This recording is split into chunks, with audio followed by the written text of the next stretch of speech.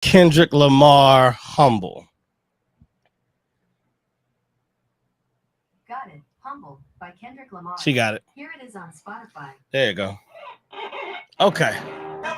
Woo! All right. Yeah. Okay. Y'all know how we do. We just got to get things started real quick. You know, get the vibe right. You know what I'm saying? Sometimes you got to tap in. Just get the energy right. You know what I'm saying? There ain't nobody getting the LA energy better than Kendrick. Let's just call it what it is. You know what I'm saying? Let's call it what it is.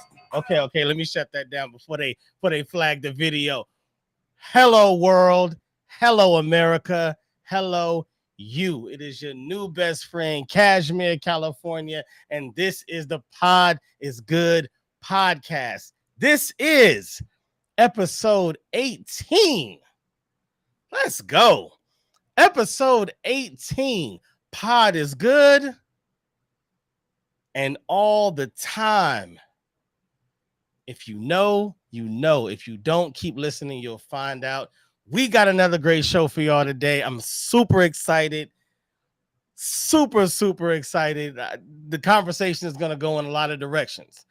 It's going to go in a lot of directions. But if you are into entrepreneurship, if you are into doing it yourself, if you are into building your own empire, if you are into empowerment between Black people, if you are into dream seeking, you're in the right place.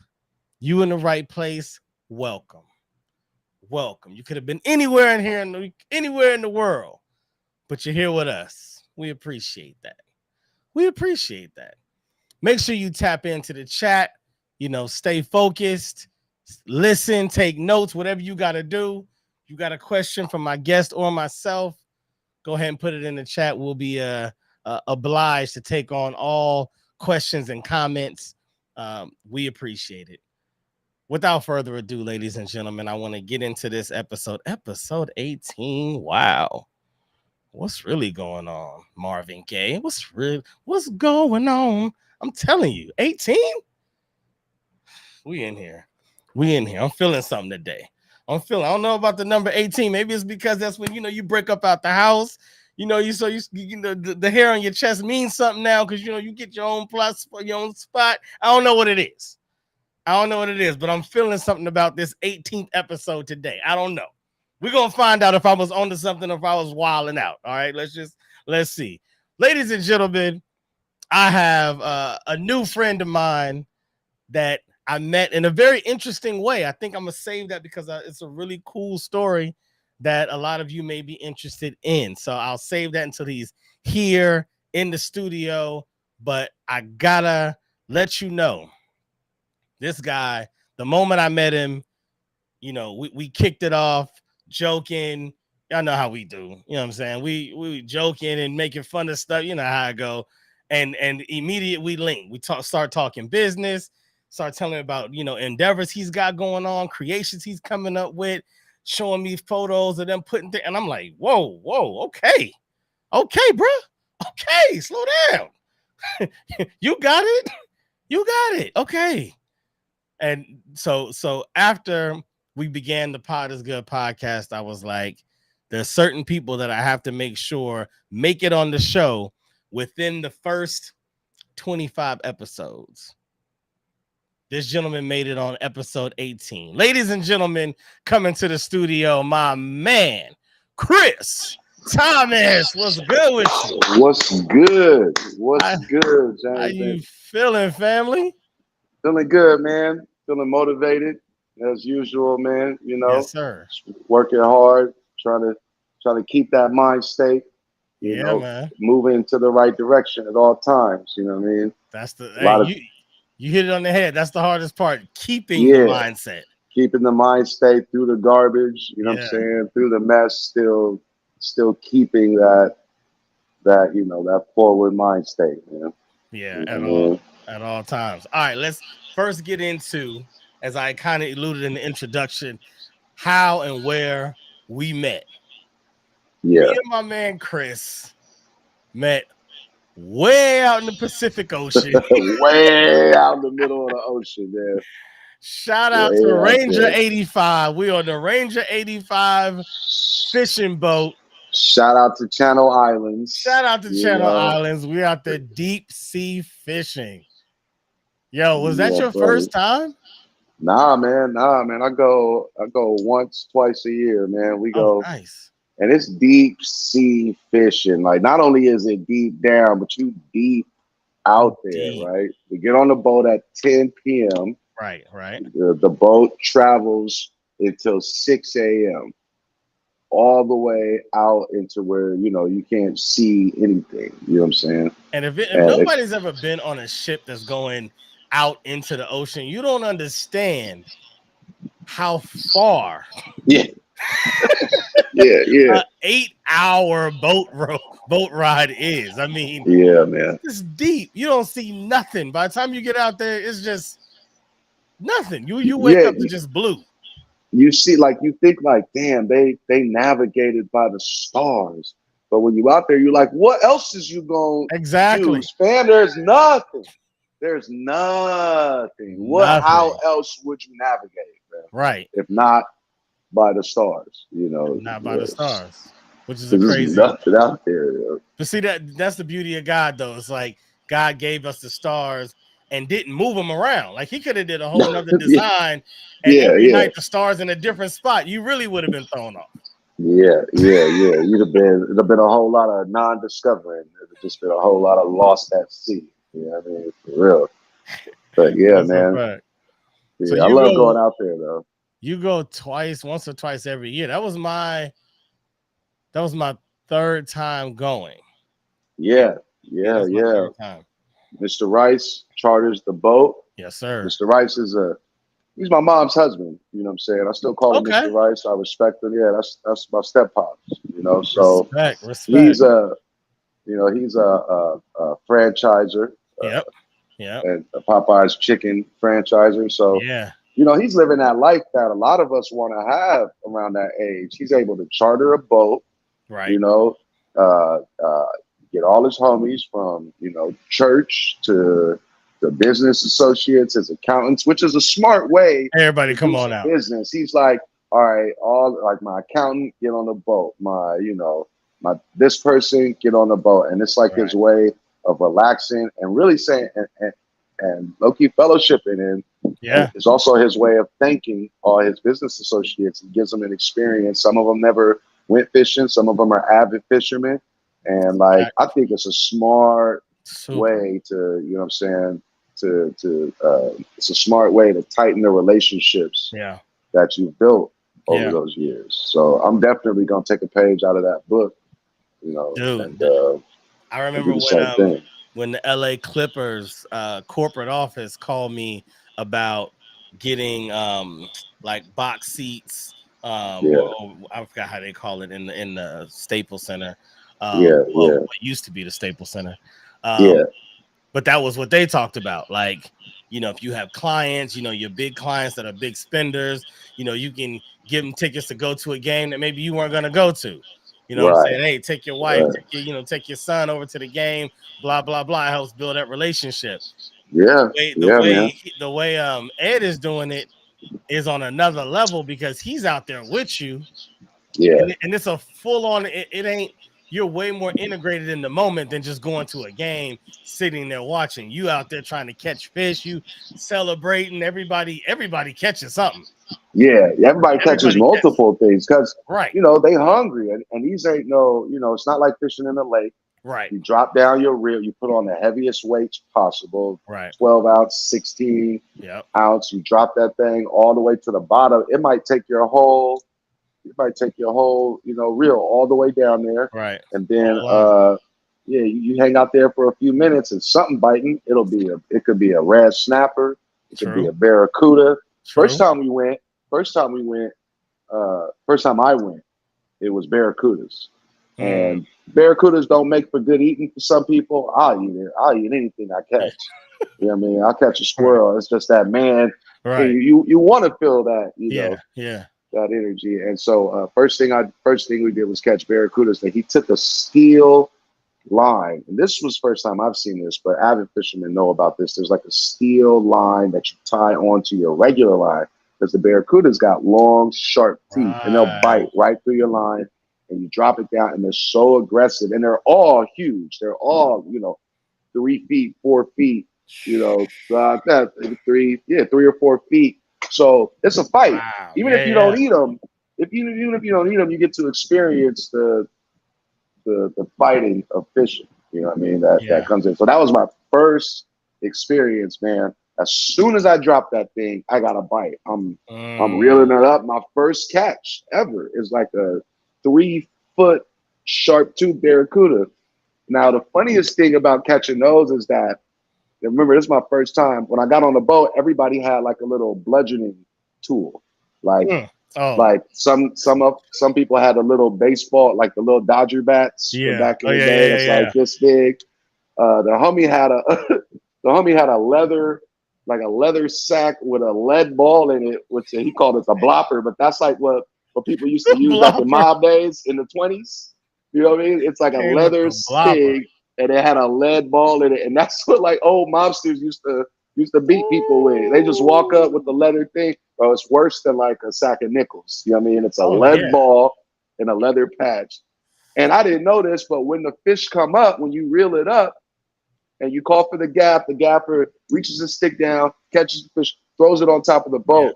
You got to get your line back, but their teeth are razor sharp. So you have to bludgeon the fish. Once you already get them on the dock, you gotta bludgeon them. You gotta kill it again.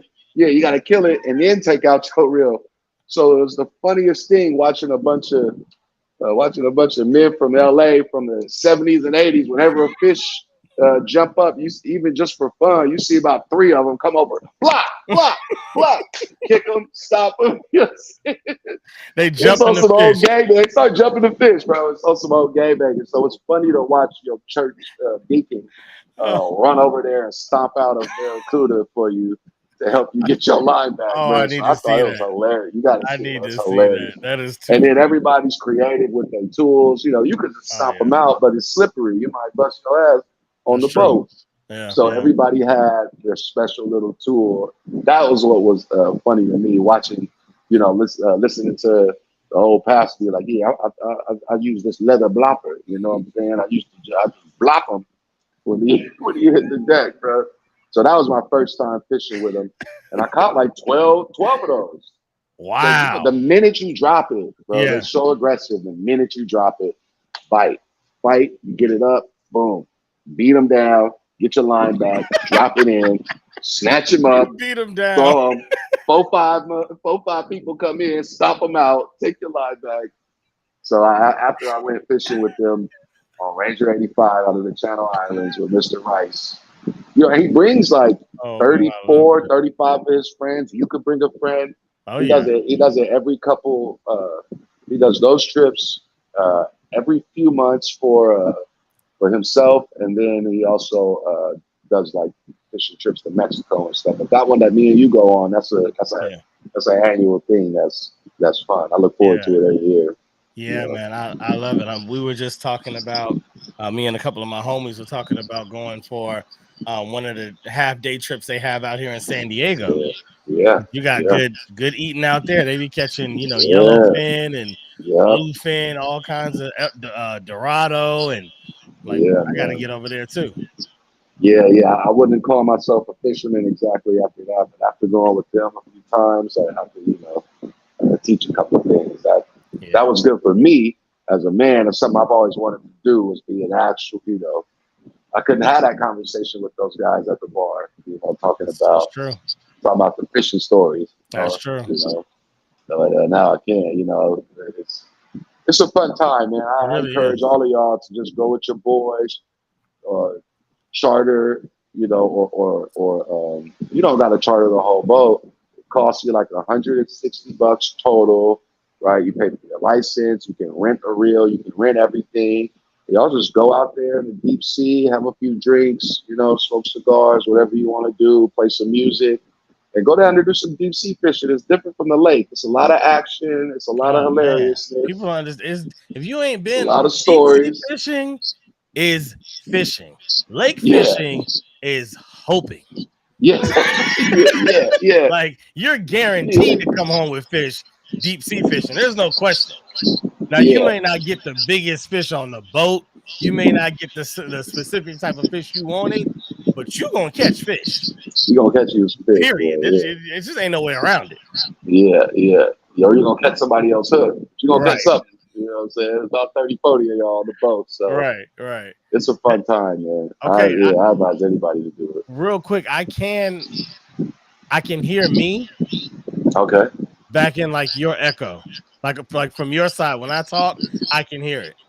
So I don't know if there's anything you can adjust to kill that, but I do hear it. You can hear yourself through my line. Right. Well, was it like that early on? Has it been like that the whole time? I couldn't tell. I wasn't like picking it up before, so I don't know if you changed the volume or anything. But yeah. kind of hear it a little bit.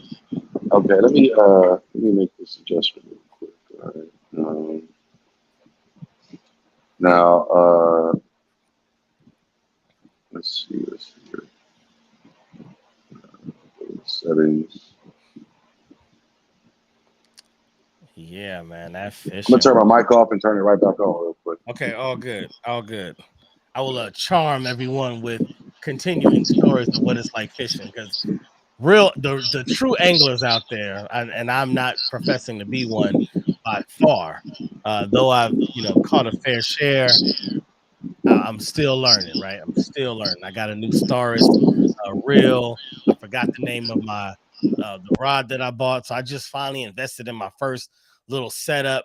I was like, I'm not going all in to where some people have one rig for 20 to 35 pounds, and another one from 40 to 60 pounds, another rig from 65 to 80, and they come out there with 3-4 poles ready, all of them in the water, and all of them catching. I told the person at what was it? I think it was it Turner's? I can't remember. Wherever I went to go get my rig, I'm like, give me something that's from like 20 pounds to 140 pounds. just cover the spread. I don't necessarily need a different reel for every fit. I ain't there yet. Maybe I'll get there, but I ain't there yet. I'll say that trip that you and I went on, it will go down until I catch this fish. It will go down as one of those moments that you hear fishermen talk about for years, about the one that got away. Right? Yeah. Because that trip, I had the one that got away. So we finally pulled up. They kept telling me, I was like, I want to catch one of the I want to catch a sea bass. Yeah, that's what we want. That's what we all want. Right. They were like, all right, here's the key. You gotta get up early. You gotta get up early, like 4 or 5, like as soon as you can, you gotta get out there. I'm like, bet. I barely slept that night. Matter of fact, I accidentally woke up at like 1:15 and I thought it was time because the boat was stopped. Yeah. I was like, oh, I'm in there. I got up, threw my stuff on, went outside. I'm like, oh, they were getting bait. So they were chumming. I was out there at that time. I was chumming. I was out there. Okay. And I saw them chumming the water. I thought the same thing. I got up and went out there. I saw them out there chumming the water. Yeah, they was getting bait. They were down there like just snatching them up with nets. Right. I'm like, that's how you do it. All right. You find the spot, you snatch them up. You don't gotta buy it. You know, they get a bunch of squid. They just went in with the net, pulled up a bunch of squid, threw it in at the end. And squid is what is the bait. Hands down. If you deep sea fishing, you want squid. Squid is it. Hands down, right? Chopped squid, chopped up squid, live squid. Done. Yeah, I didn't know all this. That's I'm a city boy. Choice. That's like a Lunchable to them. You know what I'm saying? That's like I'm a city boy. Yeah. So I didn't know none of that. Yeah. So can you hear me okay now? Yep, I hear you. Okay. I'm still getting the feedback from me. I don't know if it's picking it up in the recording. Most likely it is. If I can hear it, then most likely it'll be in the recording. But I can't hear it though. I hear you fine. Okay. So, it's just like a delayed reverb. We're gonna let it go, let it rock. If it's bothering anybody, we apologize. You know what we, you know what I'm saying? You know what I'm saying? What we gonna do? Maybe Okay, I so then can go off and come back in. Should we do that, or what do you think? no, I What think do we you good. think? I think we Okay, good. good, Let's go. good. I hear I you mean, at the fine, end of the bro. day, they can hear you. I want them Yeah, to, yeah. as long as we're audible, we good. All Um, right. so yeah, so then around 4:15 or so, I wake up again. The boat is stopped. I'm like, it's on. I head out. I look around. We stopped. I'm like, say one person, no, two people out there. Ed, of course, one of them. Yeah. Boom, line in the water. I'm on it. Ed already drunk. Already drunk. 4:15. I'm on it. I'm sitting there. Maybe a good 35 minutes. It takes longer in the morning. It takes long. We didn't. There weren't nearly as many catches in the 4 o'clock hour, but they were bigger catches. But the volume happened later on in the day, but those were much smaller. Yeah. I catch something, right, and I'm pulling on it, and I'm like, oh, they told me sea bass have really small mouths and they have soft mouths, so don't pull, don't try to set the hook, because for Oh, those that that's when the don't know. art is. Yeah. What those that don't know this, anglers know exactly what I'm talking about. But for the newbies, most fish, once you get the hook in their mouth, you'll kind of feel the activity and in the rod, and you can kind of pull back, and it'll set the hook in that cheek, and so they won't go anywhere. They can swim all they want, but the hook ain't coming out. With a sea bass, it has a much smaller mouth. So they say if you pull and try to set the hook, you might rip their mouth out, which They're sounds like good, just boy. a terrible way to live. Like Yeah. just Boy, disrespectful. yeah, you might have just get eaten with it and not have no mouth. Right. Walk around. Maybe swimming up to the top, like, hey man, hey, take Yeah. me, Come gap on, man. me. Yeah, just gap me, man. But Yeah.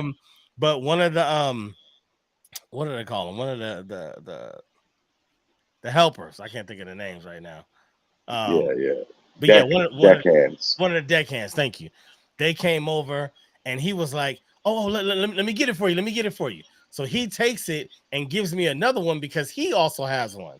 And he doesn't. I don't think he realizes that I have one already. So he's like trying to help out. He's like, "Oh, I got one. Here, take it.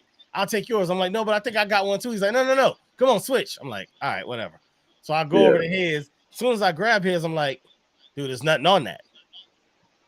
Right. Now he's over there with mine, and you see the rod bending down. I'm like, oh, Oh yep, no. it's up, it's up. Nah. I'm about to go back to bed. I'm going back to bed. Yeah, yeah, So yeah. I can relax now. he's pulling, and in my head, I'm thinking, hold on, he's doing what they told me not to do. Like they told me, Oh, he's pulling. yeah, they told me once you feel it, just kind of lightly pull, just so you can know it's there, but let it go. Yeah, Let it like yeah, tire yeah. itself out and then start to pull it back in. Reel He's him like in. pulling, the rod is Nah, bro. bending over, and next thing I know, he's like, oh, lost it. Oh, I'm nah, bro. That's like the prize fish there. That's what everybody wants. Everybody wants that fish, sea bass. dude, I couldn't. Everybody. That's a lot of them. The whole trip is worth it if they don't catch nothing but one sea. For some reason, I don't know. For some reason, oh, that's the prize. It's the sea bass. You know what it And you would have is? been the dude. You'd have been the I'd have first been the one. dude. Only three people. Only three people. Only three And, people caught sea bass on that whole trip. 30-something people on the boat. You know what I'm saying? and Everybody. that would have been the first catch. Nobody else had caught Yeah. anything yet. So Yeah. I'd Yeah. have caught the first catch. Who knows how the size? Because when you're out there, everything feel like something until you get it up. Yeah. You kind of don't really know. That Yeah. you get to that deep water, you drop a 16-pound weight. If the current hit it right, you think You you think got a something. You fish. pull the Yeah. You whole, think you got something. you'll pull chop squid and a weight all the way back up to the top, and that's all you got. But man, Yeah. that will always And be it's the one that work got pulling it away. all the way up. Yeah, man. I'm sorry to hear that That's the story, one man. that That's got away, brutal, bro. That is brutal. That's rough, man. man. That's So, damn and near then rougher than a woman that got away. You know? Damn near rough. That's a fact. That's a fact.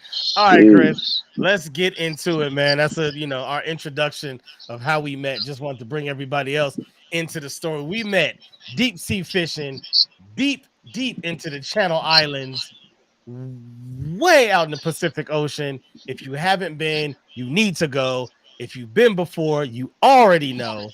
Yeah. Everybody came home with 12, 13 fish. Just what it is. This Yeah, is what it man. is. It's a beautiful time, great camaraderie, great conversation, and you get a chance to meet great people. So, Chris, let's get Yes, sir. into your story. Tell me how it all began, brother. You mean like I was once a toddler type Once a toddler. situation? I was once a Well, toddler listening to Rakim. Rakim said, "Check out my melody," and I was like, "Yo." man, I was like most black folks who is anywhere in America. You know, I come from the South, or your family come from the South. Yes, sir. Born in Alabama. I was born in Coy, Alabama. Coy, Alabama. Shout out to Coy. The most country, smallest town in America, like Forest County in America, Wilcox County, Alabama. And I was in a house in like a tin with a tin roof. Like the house is so small. I'm only 6'2". I got a duck to get under the doors, you know. Mom's is like one of 7 children, grew up on the farm.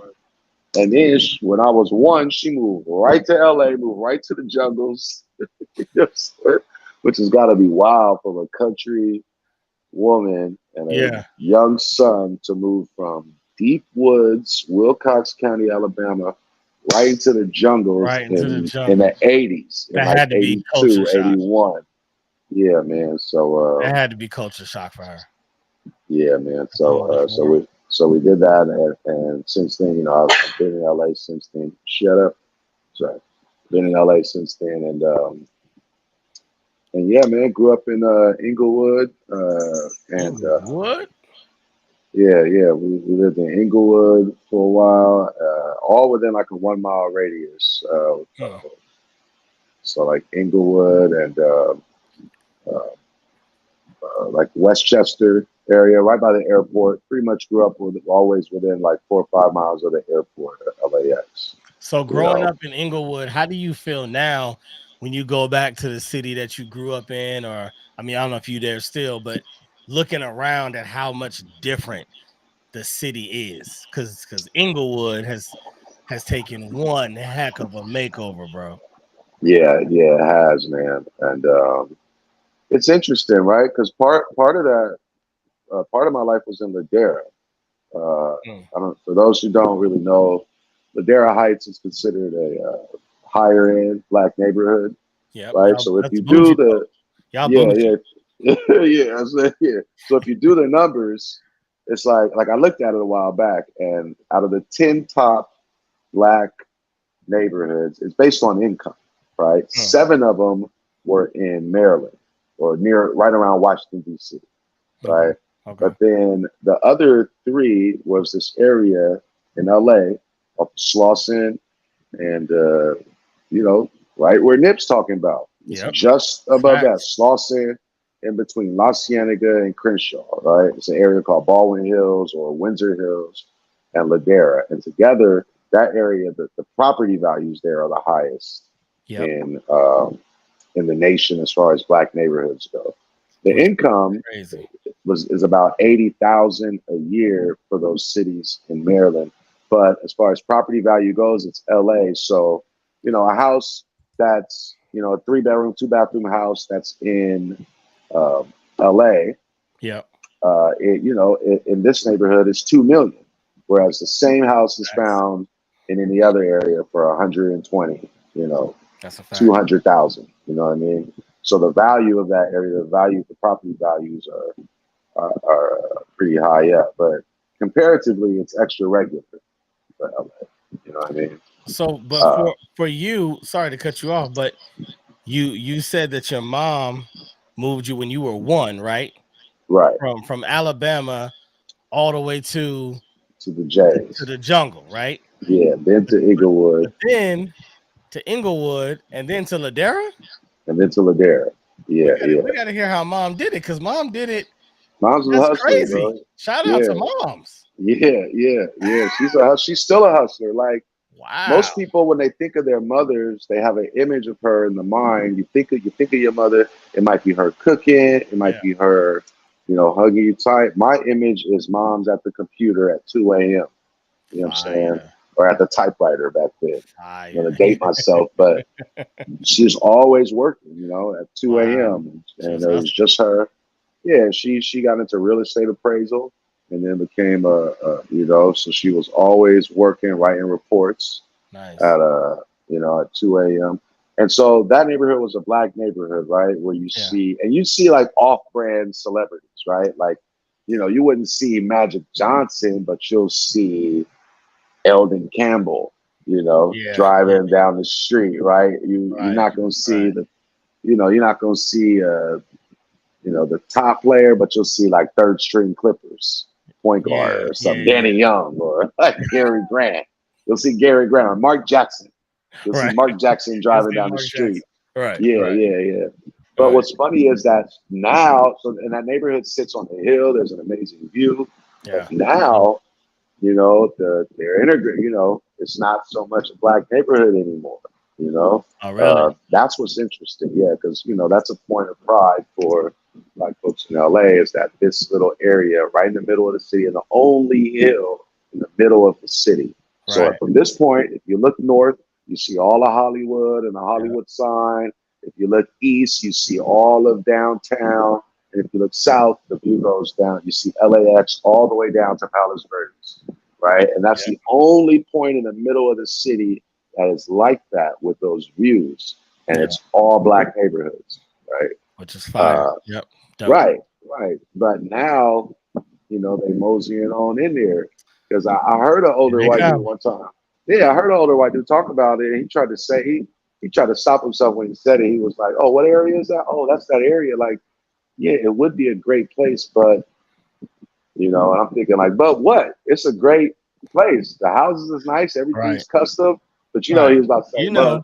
but You for know. them Negroes, Right. but Now, for all them colors. I would give it to him if he had said it would be great because depending on how you go into Ladera, you might come through the jungle. So depending Yeah, on depending on the direction what street you came in on, yeah, yeah, it's yeah, gonna yeah. look like poverty, So poverty, like training poverty. day.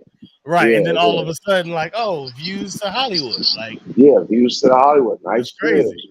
hills. Because Yeah. that's what's sought after in LA in the real estate market is views. View of the beach, view of the city.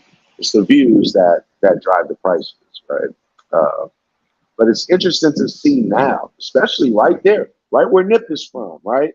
Uh, you know, Slauson and Overhill, Yeah. right? That's them houses too, man. Yeah. Yeah. 800,000, nine hundred Yeah. thousand, seven True. hundred thousand, and gangbanging too. Still, But yeah, man, you go in that area now. It's what you see white folks walking down the street. You sometimes see white folks walking through in the jungles nowadays. It's not what it It's was. wild. It's Yeah, a man. wild It's to the scene to point. see even different dogs. Yeah, Like when they no start pit bringing bull, no Dalmatians, Rottweilers. Yeah.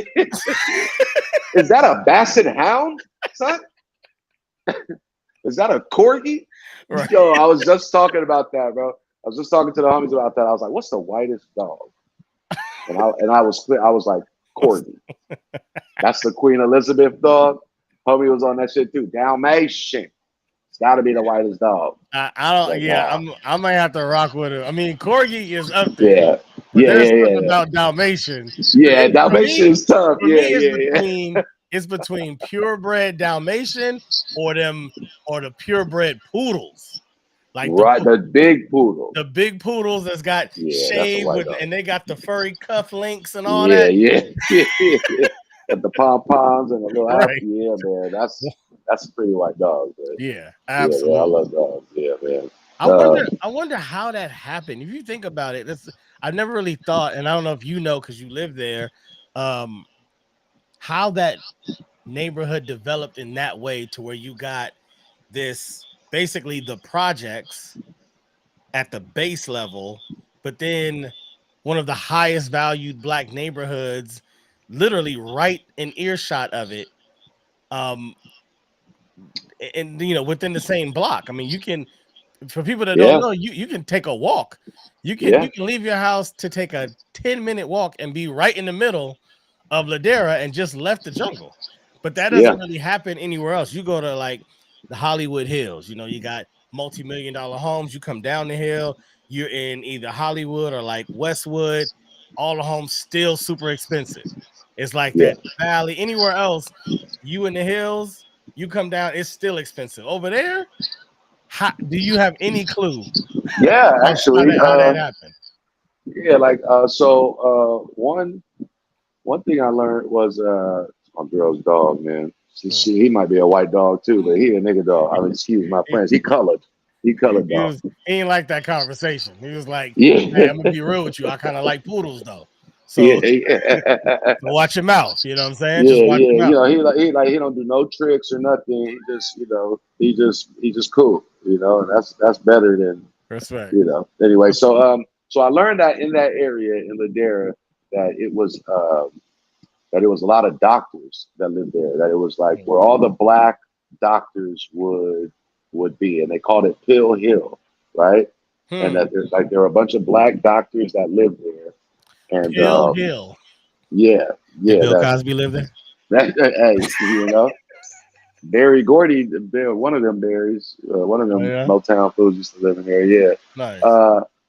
Either way, though, so that I learned that was the situation, and they tried to do during the time of redlining, right? Mm-hmm. You're familiar with redlining, Yeah, right? absolutely. So during that time, when they were kind of breaking up the neighborhoods, right? They were trying to they were building the freeway system, and they were trying to build the freeway, the 90 freeway, the Marina freeway, that little bitty freeway that goes to the Marina. Yeah, That yeah. was supposed That's to a tiny stretch. freeway.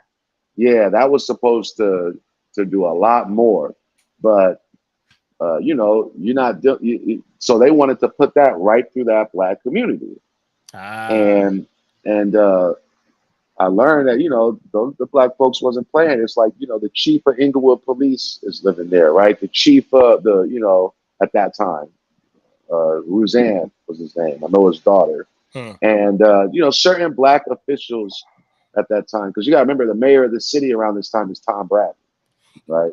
Okay. A black dude, right? Yeah, yeah, So black folks at that time had a seat at the table and had a lot of influence yeah. in the city. The city at this time is mostly black and white, and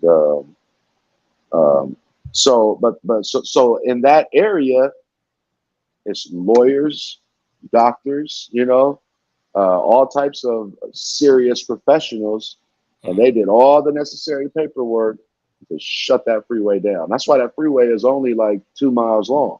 It Right. goes from Fox Hills to the Marina, That's right? it. That's it. And it was a once I learned that was a proud moment for me because some black folks wasn't having it. That's At one of all. the reasons why the property value stayed as it did. You know Okay. what I mean? How it still stays up because no freeway cuts through it. You Yeah. know what I mean? That That's freeway was interesting. supposed to, yeah. There's them black folks there that wasn't having it, and That's so they did interesting. all the necessary things, and they do it all the time. When Magic Johnson bought a development over there where there's a Ralph's and nice grocery store. Right when Starbucks came out, there was a TGI Fridays restaurant that people Oh used yeah, to yeah. rave Where the about in Jamba that Juice shopping is at. center. Right, right. Yeah.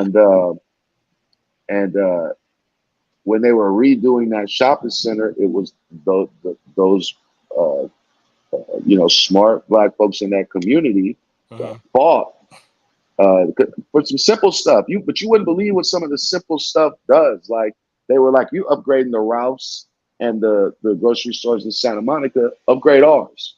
You know what I'm saying? Don't leave ours behind. Yeah. You doing these curb appeal projects over here. It's black city planners that live in here. They like, well, do it with us too. You know Love what I'm it. saying? Love And it. they really fought. They really fought to make sure that their neighborhood got all the same attention that the other neighborhoods were getting. You know what I Hmm. mean?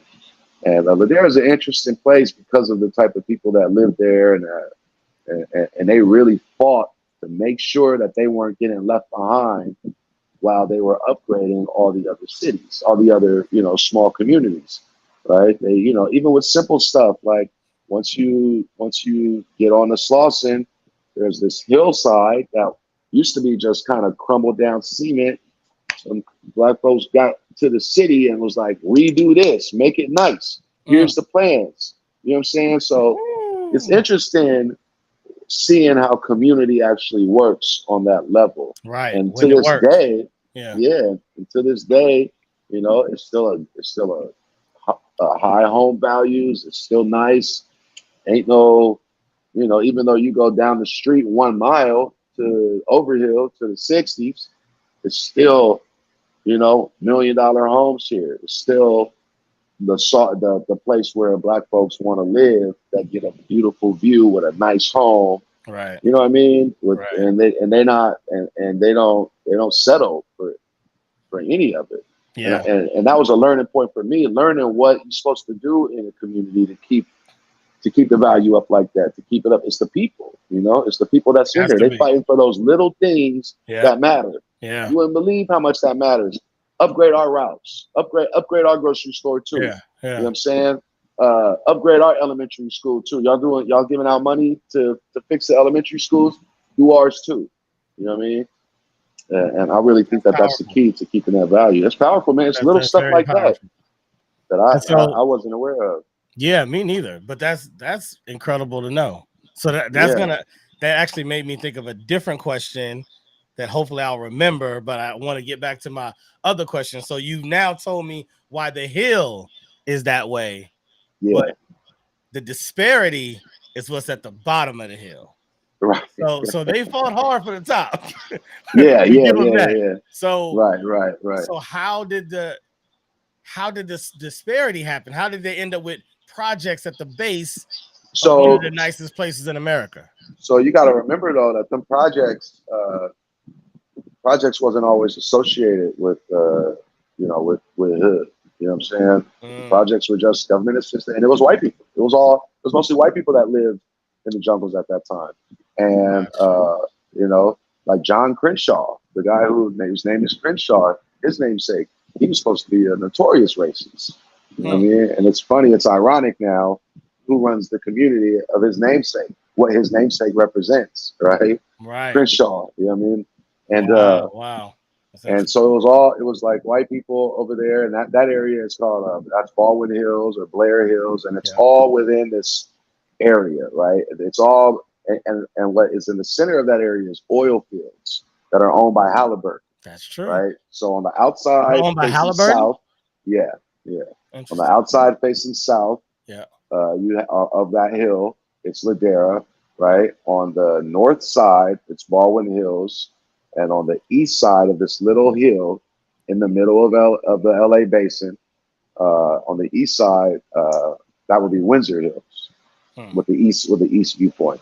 Right. And so white people used to live there, and when white flight became a thing, I think that kind of started happening after the wars, after when all the soldiers started returning and whatnot.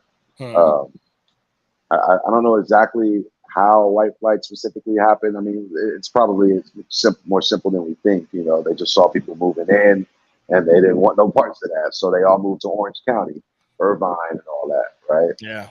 But now they're trying to move back. You know what I mean? Yeah. Either way, not trying. Yeah.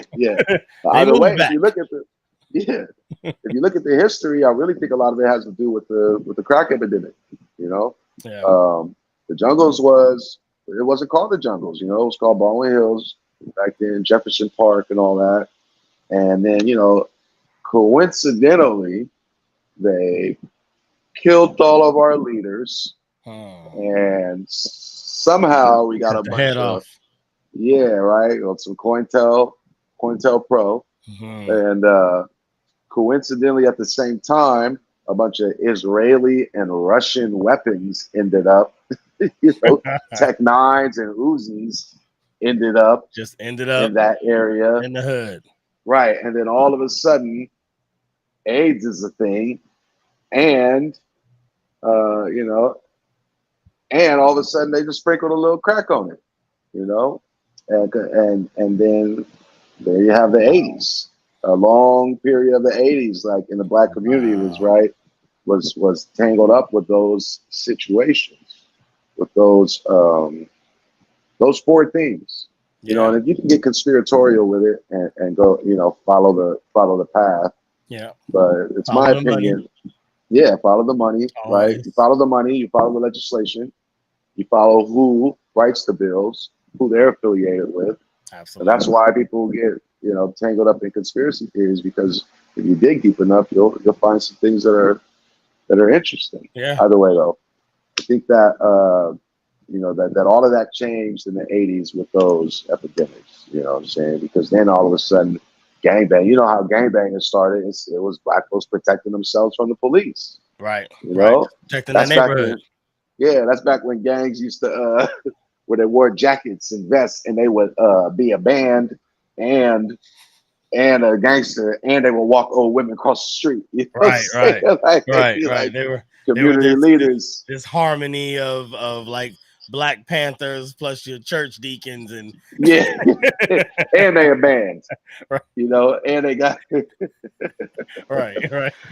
and they a jazz band at the same time. You know, Right. And they play uh, Sunday night. yeah. Sunday night at the Blue Room, you can still catch. Yeah, yeah, yeah. You catch Yeah, old, that's a fact. yeah. That's a So fact. yeah, That's man, I dope. really So think a lot of that had to do with that epidemic, how it became the way it did. And gangbanging in the '80s and the '90s was different than what it is now. yeah. Now, like you know, I'm not saying that they ain't out there. They just Oh seem to yeah, be they a out little there. bit It's just more well different. behaved. Yeah, it's Yeah. different. They got the internet now and all that.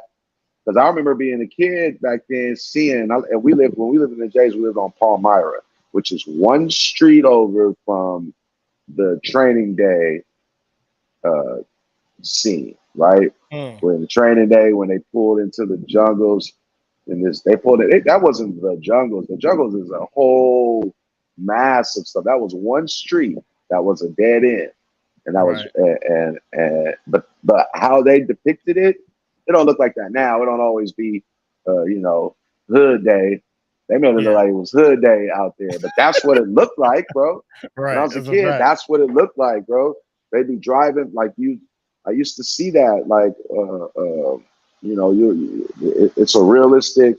It was a realistic situation that would happen uh, if you hanging out outside playing with your friends, and you know, three cars are all bounty hunters. Or, I mean, I'm sorry, all P stones and all, you know, Crips would drive up. You see them, they'd be outside. You know what I Mm, mean? Looking the part, looking for that action.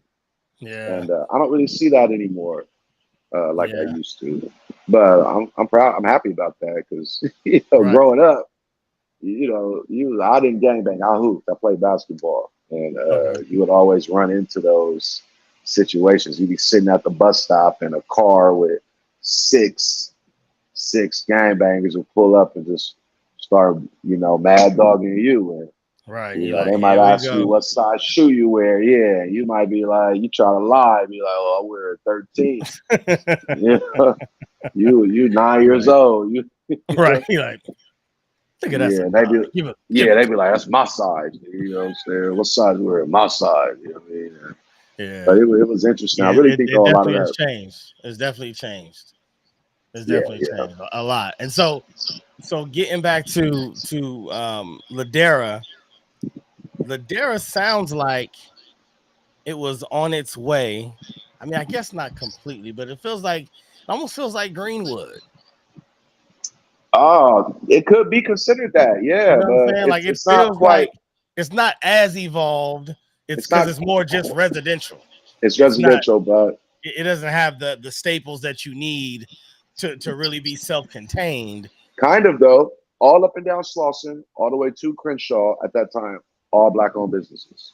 Even Mm, now, even if you go up towards, you're going east on Slauson, you go up this hill to yeah. Overhill, and there's a few, you know, kind of locally famous restaurants and Yeah, it's like locally famous things all the way to Crenshaw. Those are all black-owned businesses, and they're still black-owned businesses right there. You know, Yeah. right there, Hilltop Cafe, and you'll see it in some movies. Orleans, Orleans Orleans in Soul York. Food. What's that? Orleans in York. Yeah, yeah, Yeah. yeah, yeah, yeah. You'll see, Yeah. yeah, all that is still black-owned. So if you think about what that looked like in the '60s, Yeah. and in the I mean, the '50s, question is, did they have I forgot the exact places that you need, but I know you like a school, grocery store, yeah, I think a hospital. Like there's, post you know, office man, post was office like specific. fundamental. Yeah. Like Yeah, I don't. I yeah. mean, but it sounds like even if they didn't, uh, they that area sounds like it was on its way. For sure. I It wonder. probably I want. was. It probably did. Probably really did. But like I said, it's lawyers and doctors that live in there. So Yeah. they fought really hard to keep their property values, up to par around there. That's something I had Yeah. to learn about too. I didn't know, how hard, like, just those little things that they did to keep the value, up high, because that's equity for them. And Oh yeah, it's you know, huge. The yeah, and that's power's how in the people. land.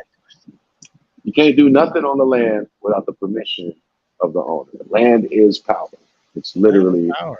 land is power. You know what I And mean? people forget, like when you own real estate, you don't just own the ground that you can see. You own a certain amount underneath the ground. You own the airspace above the home. Like that's Yeah, power. man. Yeah, It's it's power. land truly is power. That's what I believe. That's why I've always wanted to be a Yeah. property developer. Gives you, Mm. yeah, I tell you, they can't do anything on the land without your permission. God forbid Oh you have yeah. some resources involved in that land. Yeah. It's a good thing. And the number one reason why people are rich in America is inheritance. The number Mm. two reason is real estate. And the number one thing that they're inheriting is real estate. You know what I'm saying? Mm. So like and it's what's beautiful about that. You don't need a degree, you don't need this, you don't need that. All you need is the capital to get going. And Yeah. and, and a lot of people who have bread now, that's how they got it, man. They bought these houses for 22,000, 30,000 in the age, like our parents' age. They Yeah. bought their Yeah. houses for like 22,000. The mortgage is $200 a month, and Right. now that same house is 800,000, Yeah. and they're able to take advantage of that equity. You know what I mean? And use it in a good way. Yeah. So good Yeah. thing about that is that it's always the same thing is happening in another city right now. Hmm. Like probably we in LA. It just seems like it's so far out of reach sometimes because your starter home is going to be 800,000, but that's not the case. In Phoenix or in That's a fact. another city. You know what Yeah. I mean? So that still exists. It just ain't here. You got to get Right. it first there, unless you're smart like that. But Figure it out. now we got this since COVID, we got this whole Yeah, new departure from California residency, where the same way as we talked about, white people leaving the hood and it turning into more of a black dominated area. yeah, It's starting to be that, like with just Californians in general, people moving to Texas, moving to Arizona, yeah, moving to yeah, Georgia. And so yeah. I wonder how that's going to affect. I mean, no, people will always be in California. It's always going to be a sought out market. Yeah. Period. You'd have to move too many things. It can't just be Elon Musk is now in Texas. That ain't enough. Right, right, right, right, right. Yeah, That ain't yeah, enough. yeah, Like yeah. LA is going to be LA. Southern California is going to be what it's going to be. But I do wonder how that's going to affect the real estate market as the numbers deplete and small businesses deplete and things of that. When the economy changes, the economy has to change. You know what I'm Right, saying? right, So right, I right, wonder. right. I wonder will areas like Ladera and some of the other areas we know, will they be affected by it, or with all the growth that's happened in Inglewood, with all the developments and the stadium and will that just keep it on an upward trajectory? Yeah, I don't know. That's a good question. One thing I do know, though, right? Because my mother's a real estate appraiser.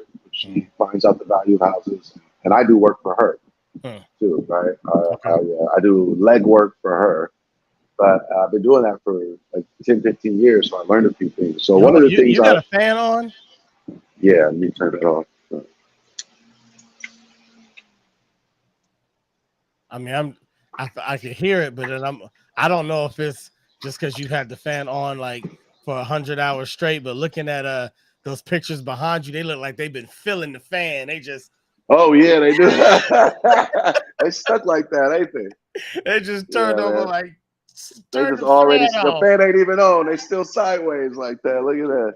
Yeah, man, that's just stuff from my website, man. It's been on like that. It's hot, bro. It's hot in downtown, bro. Oh man, I'm in downtown now, and I'm in this industrial building. Yeah, it's an industrial. It's like a commercial building, but we can live here too. Just live work kind of a thing. It's cool though, man. It's a nice place. I got the front set up as my office. I built a little room back there for my bed, and then I got my little factory set up for the candles, little 900 square foot little space. Nice. Let's talk about that. Let's transition and talk about yeah. So is I was this gonna say this real quick though. Oh, go ahead. That I know that 85% or so of the properties being purchased right now in LA are purchased by investors, and the vast majority of those investors are all Chinese. Wow. Yeah, that's who's purchasing. So they're driving the market. They're driving the prices. Yeah. Because they're literally purchasing it home by home. Something like 85% of all properties sold in the last 4 or 5 years are all purchased by Chinese investors. Yeah, it's wild, man. Now that's power. Scary. Yeah, it's scary, bro. That's power. Oh boy. Watch out, LA. Watch out, and I know some Chinese dudes like who are young dudes like there's like an influx of like rich Chinese businessmen are sending their kids out here to do things. So I hang out around a little music recording studios and stuff, and I met a kid there named Alan. He drove a Jaguar. He was a young dude. He was Chinese. He dressed good, and he was telling me about that. He was like, "Yeah, man, our fathers are moving us out here to like expand their things out here." But America's a big place, man. You know what I mean? It is. We'll see how that works out. They're not gonna be everywhere. Right. Yeah. But for anybody that wants to know why I said watch out, LA, it's not specifically the Chinese. It's just any one group. I mean, there's a law against monopolies that go over 50%. There's a reason for that. So it's like any single group that moves in on an area like that and starts to own, the majority stake of the city's real estate. That's they get a seat at the table. A lot of influence. Yeah, like the Koreans. Like Koreans do that. You know what I mean? Korean, like if you go to Koreatown in LA, it's vastly the largest ethnic township and the most beautiful, probably in the nation. It's on Wilshire Boulevard, lined with high rises, Art Deco. And now there's Wilshire. People don't get on Wilshire. Yeah, man. And I did a lot of research into that, because I was studying heavily about reparations. So I looked at the reparation packages of others, and I learned about the Indo-Chinese Act. And I was always like, why do the Koreans have such a nice township? How come we don't have that yet? But I looked into it heavily, and it has a lot to do with their reparation package. You know what I mean? Hold on. You about to teach us something, brother. Yeah, there was a reparations package for them from the Korean War. Yeah. So the Vietnamese. Yeah. Let me learn you real quick, right? So I'm sitting down. So if you go to K-Town, it's nice. It's really nice. And K-Town's kind of where a lot of people come when they first get to LA. They live there because the rent is cheap. It's cheaper. That's where I live. That's crazy. Yeah. To say that. That's where I live. Because the rent is cheaper, and it's not much violence, and then they got nice restaurants and bars, and you can, it's like a good starter place if you move to LA. Most people usually start out in K-Town. Yeah, the red line comes through there. The train station's right under there. Communities, you can get to Staples Center, you can get Hollywood through the train, All community no college over no there. traffic. Yeah, everything. It's a good place to start, Yeah. and it'll be a little cheaper for you. But I used to wonder, and when I lived there, and I'd be like, how come we don't have nothing like this? We've been here. We done did this. So I Right. started digging, and people talk about the reparation idea, and a lot of black folks they seem to kind of take that a little bit personal. Like they say to themselves, like, I don't need no handout from this or that or this or that. But if you study the history of it a little bit, you'll see that it's an age old practice. Right. It's an age old practice. It is not a new thing, and it is not dedicated to black folks. Like there's a reason why most nail salons are owned by Vietnamese people. There's a reason why the hair business is ran by Koreans. It's part of the reparations deal, right? So there's a couple acts. When the Koreans first got over here, they kind of were like the Mexicans. They hold down smaller jobs. And this was just in the early 80s, late 70s. They held down the smaller jobs, the servant jobs, the washer jobs. But you go there now, you're like, this is Koreatown. And they all live in Hancock Park, which is where like the mayor of LA's house will be in Hancock Park. You'd see Conan O'Brien would live in a Hancock Park or it's a nice giant Victorian homes right smack in the middle of the city. Right. And around gates and stuff. So I was curious because, I didn't want to just have an opinion about the whole reparations argument. I wanted to really understand it. So I ended up looking at the reparation packages of the Jews, and I ended up looking at because the Jews still get reparations. Most people don't know, and from the World War II, but from the Korean War, the Koreans get a reparations, and then there's another act from Vietnam called the Indochina Act of whatever year, and Indo, spell it. INDO dash China, Indochina. It's on my phone, but the Indochina Act of something something. But here's the thing. Remember, the Korean War was between the Japanese and the Koreans, and America had a hand involved with that also. But the Japanese pay a big percentage of the Korean reparations, and America plays a part in it too, right? And LA is the most populated Korean, has the most Koreans outside of South Korea, right? And so, so from my studies, right, I learned that basically they went after those reparations. Even to this day, I read an article written by Japanese journalists that were kind of basically saying, like, please stop it already with the reparation asking, because they just got another few $100 million from the comfort girls who used to go to the front lines of the Korean War. I remember, right? And they're going for everything, and the Japanese are like, stop it already. We hooked you up, right? But it's not just about money. They take that reparation package. There's a certain amount of money allotted, and it basically came out to around $8 billion over the years since the 70s. I'm sorry, I said that completely wrong. At the time, it was 800 million, which has the financial equivalency of 8 billion from that time. Today's money, yeah. Right. So they got that, but then if you drive down Wilshire, you'll see certain things that'll say like Korean Cultural Center. It'll be like a large building, right? Yep. So that's kind of where they go. That's like their meeting place. Plus through the churches. There's a lot of Korean churches out here, Christian churches, but they all commune through that avenue. So not only did they get money, but they got legislation passed to help them. So it kind of goes like this: if you're a young Korean person over there, you pay, and this is just what I dug into. I don't know if I'm 100% right, but when I study, I try to find the source. I go to the source, and that's why I was asking you, because I was gonna pull it up and put it on the screen for us. Yeah. Go ahead. So it costs money, I believe, to come over here. Then once they get over here, there's places like the Cultural Center will work with them to give them employment with Korean people, right?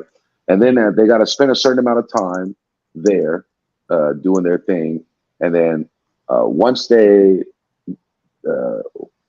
complete whatever steps are there, they were able to get. Then they're able to get loans, business loans, no interest. Flexible ways of paying it back for 100,000, 150,000. That's why you see, so many Korean business owners in neighborhoods all over the country, and they're always in the hair business. It's like you can get this loan, no interest, right, with flexible timing to pay it back without credit, without collateral, but it needs to be in these fields. You know what I'm saying? These are the fields that drive our businesses in America, and one is the hair business, right? Yeah. One is the, getting bundles and all of that type of stuff. That's the reason why you see all these beauty supply stores, they're owned by Koreans. That's the reason why you go into the hood and all the stores the markets are owned by Koreans. You know what I mean? It's like if you can get rich through this route in America. You know what I mean? That's crazy. Yeah, and it's part of their reparations deal, right? Yeah. So I mean, beautiful for them. Yeah, beautiful for them. Like just the way that you even broke that down, the way that they approached it. Like, every time they set it up for themselves. Right. Every time we talked about reparations, it's been like just distribution of money. Yeah. They no. This ain't gonna be money that we only have for a year or two. We're gonna turn this into an investment for the long haul. Yeah. And so the way that they broke that down, you got to come to the center. You got to do this, blah, blah, blah, blah, blah. Like you said, whatever. You got to get registered with them. You got to work for these people. Then they have their own. They were able to establish Korean banks like Hamni Bank and Open Bank, who's going to give them those loans. You know what I'm saying? Interest free. And then their loans. So then the money ends up coming back. So you kind of end up refilling the tank over and over. And they're like, and these are the fields, these are the lanes that we kind of control. Yeah. We'll give you this money, no interest, flexible payback, no collateral, no credit, but you must go into one of these fields and you're able to operate in these areas. That's why, when you go to LA and you're in the hood and they got the little shopping centers with 5 or 6 stores, those are pretty much all Korean owned in the hood. You know what I'm saying?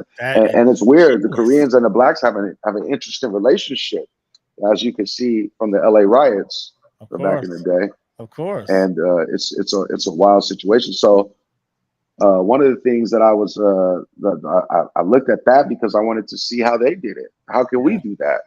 And this might sound a little controversial, fam, but one of the reasons why I think it doesn't happen for us is because they keep on trying to bring up the slavery argument, and they have a foolproof rebuttal for slavery. You know what I mean? They're like, well, how can we document it? How do we know who to give money to? Right. And so I was thinking about all the other things that gave us trouble over the years, like redlining or like Greenwich, Oklahoma. People don't know Greenwich, Oklahoma scenario, or Greenwood was that happened all the time. That's just the one that we always study because it became considered history in 1996, but it happened 3 or 4 times that year. It was low key a movement. It happened in Detroit. I heard of one that is currently a lake. Oh, that happened all the time. It's a lake. That happens all the time. It's a lake. That bro, there's so many of those. They're gonna redevelop this area, so we're gonna rechannel the lake over here. You know what I'm saying? That's dark. There's a movie. Remember that movie, that Cohen Brothers movie, Oh Brother, Where Art Thou? Yes. At the end, the lake came. That was a common thing for many of black neighborhoods. So we got stuff like that, right? We got things that happened like when blacks came back from the war and they got the GI Bill, but the banks wouldn't loan them any property, or they wouldn't really give them the opportunity to utilize the education or things like that, right? We got those type of situations. Basically what I'm saying is there are so many documented, easily verifiable other crimes against the black population that we can use. We can use that, and we can literally take slavery off the table, and they would no longer have an argument for it. They would no longer say, oh well, we can't document it because this and Right. that, and you're mixed with this, and you Right. might not even have been from this descendant. Yeah. You might have been this. It seems that they keep it on the table because that's like it's like they're manipulating the narrative. They want to keep pushing you to think about the slavery, but there's hundreds of things that are all worse than the Korean War, you know, And that are it's all genius. worse. It's genius for them because it's like Exactly. it It's like like you said, controlled opposition. right. It's like it pulls you in. Like, don't forget about slavery, and then Yeah. you get all riled up about slavery, and then so you Yeah. bring up slavery, and then they're like, oh, well, that wasn't. And then, but the emotions of slavery, the moment if you told that to somebody without breaking it all down, the first thing people are saying is like, no, they can't forget about slavery. No, Yeah. slavery was the Yeah. worst thing that happened in America. We can't allow them to sweep it under the rug. Like, there's still so much connection emotionally to it that we feel like to not bring it up in the conversation is to disrespect it. But Right. what you're saying is like, no, honor it silently. Like, understand when to use it. Yeah. Like put it to the side, use these other things, get the reparations, and then stand at the podium and say, this is for all the enslaved. Yeah, there's so much. You could take all the redlining and simple stuff like not Huntington Beach, Hermosa Beach, right? Uh-huh. That's a huge beach along the coast, right? It goes, Venice Beach, Marina, Dockweiler Beach, Hermosa Beach, Redondo Beach, and it goes all the way down. Dockweiler all the way to Redondo was black-owned land, but the city took it via eminent domain. You know what I mean? They just took it. That's a factor that they can put on the table. Again, all the freeways and the redlining, how they separated the communities and was like, we're not going to lend over here. This is where black folks live. We're not going to do that. There's all of that type of stuff. And the 105 is like that too. The 105, the most racist freeway in America. You drive down the 105, fam, and when you get to the hood, there's like 3 exits, right, all the way to LAX, right? You got LAX. When you get close to LAX, right, there's like an exit every quarter mile. Right. There's Nash, Sepulveda, this street, that street, this street, that street, El Segundo.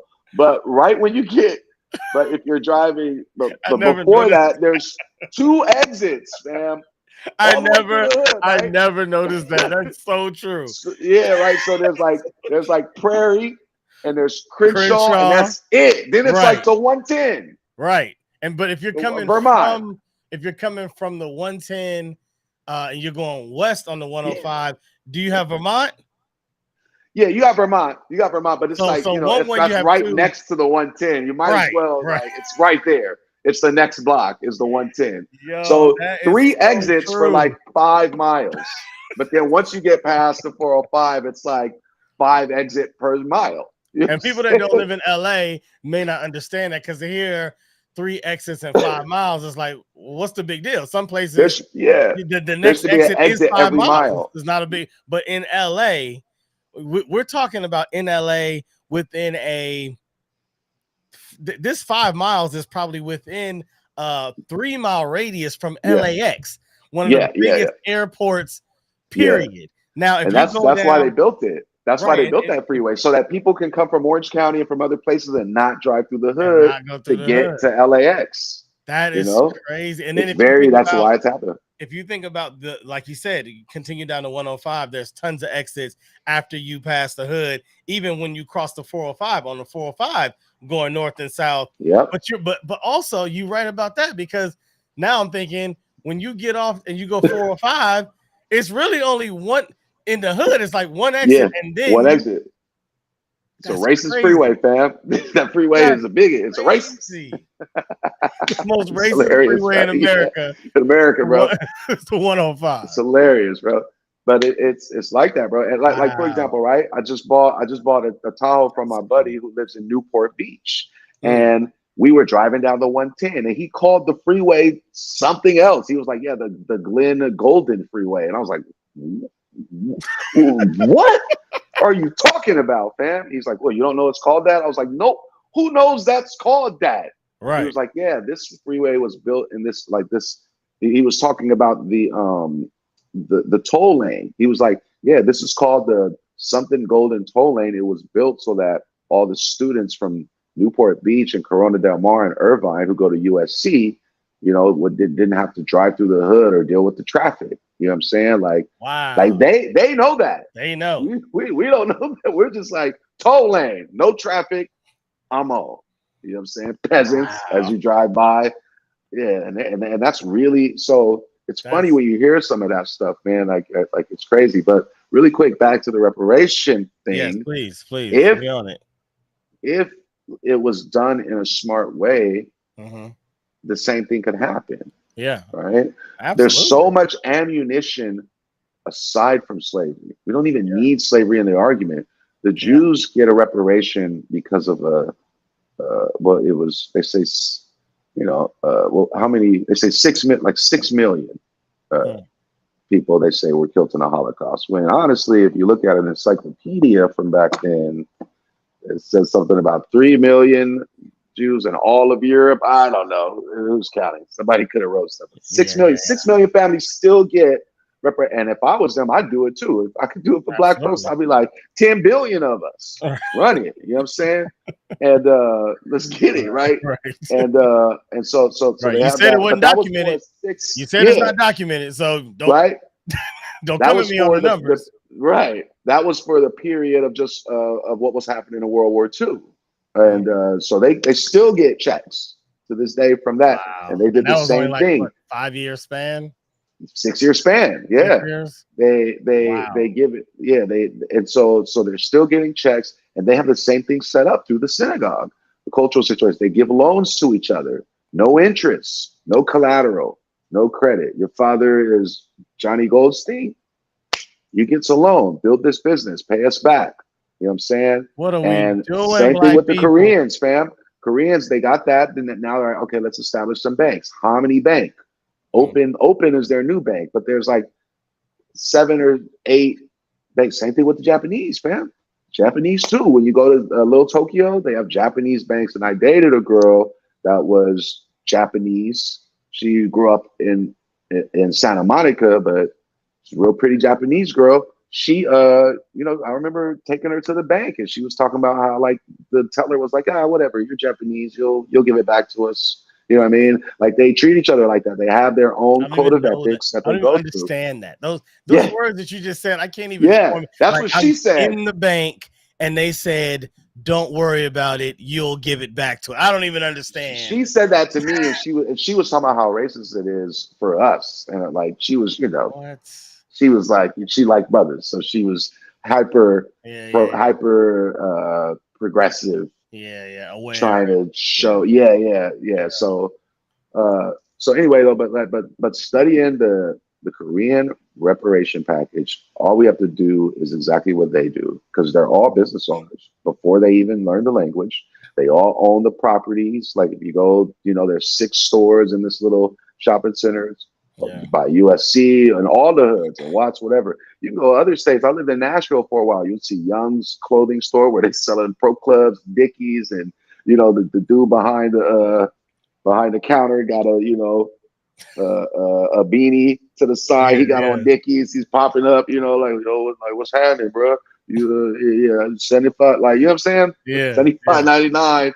But they own all those businesses because the way is paved for them. They used that reparations package to set up their future generations to be able to come here and not only survive but thrive. And you got to find, like, you got to look at their package, and they're an exact model of what we should do. And all I'm saying is that they got all of that just from the Korean War.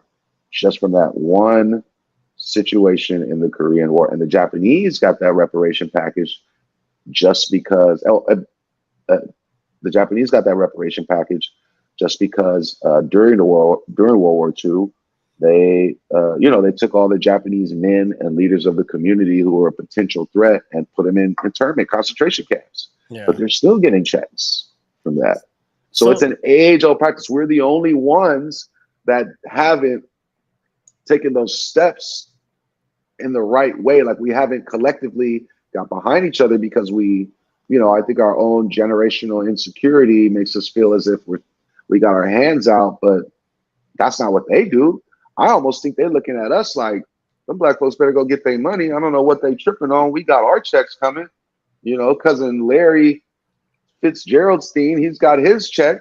You know, and the Korean Johnny Moon and Young, they've got their checks coming. You know what I mean? Yeah. How come they don't go get their money? That's how I see it. That's how I feel like they see us. Like, they better go get their money. They better stop playing because it's out there. We didn't have to deal with half of what they deal with, and we still getting money.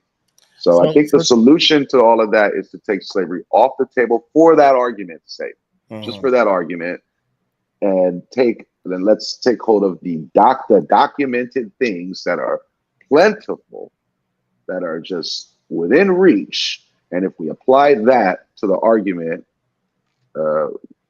we can do what they did. We can get it, and then we can set up banks, and we can give non-collateral loans, and we can set up pathways for all of us to do a little bit better, man. You know, you ain't got to be rich, but if you got a way to own a piece of the country, you know, I think that's a smart thing for us to do. You know, you got to start a bit like you're trying to start a business. You need startup cap. You know, it's hard to get seed money.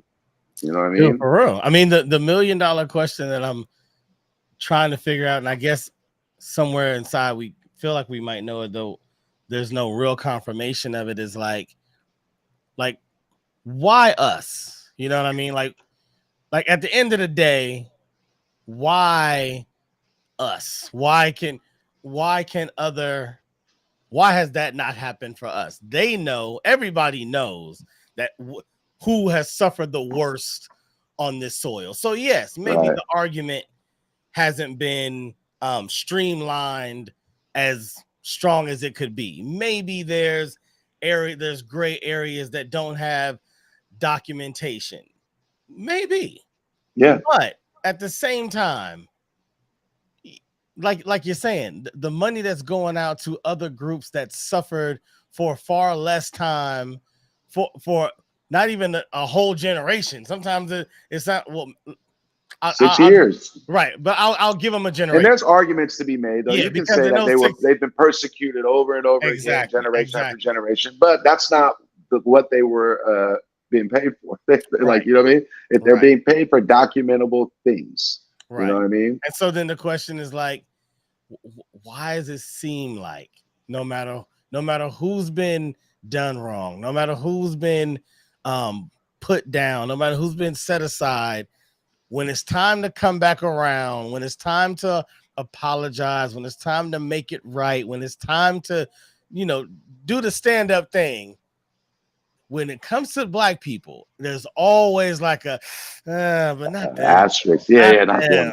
Because they have to admit, they'll have to admit to that. They have to admit it to themselves. I'm pretty sure that they didn't do it perfect. I'm pretty sure, because come on, America don't like to give up money. So I'm pretty sure that's the other factor. When they came with it, they probably had a way that they could have been like, yeah, but they all right, cool, all right. That's the other main factor. The main factor also, right? So this is just my argument, right? One, we got to remove the slavery off the table because there's all types of verifiable, documented stuff that we can use in a court of law. This is just an argument's sake. In a court of law, I get it. This is our case, right? Yep. The other thing is we can't go to America asking them. We would have to take it outside of America to a place that has to hold America accountable. You know what I'm saying? You can't ask me for the money. I'm gonna be like, well, what you gonna do if I don't give it to you? You know what I'm saying? But if we were to take it to the world courts, right?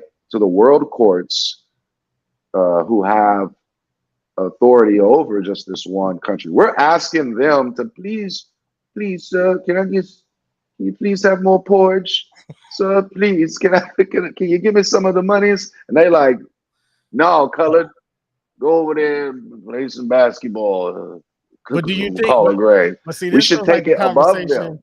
This feels like the conversation that the Moors have when they're talking about how we don't have countryhood, though. So the Japanese, the Chinese, the Koreans, the Jewish, like they can go back to their country, and their country can stand up for them. Well, as just black, I was just saying this. We're living in like this gray area of we ain't quite that. We ain't quite that. So who stands up for us in the world court?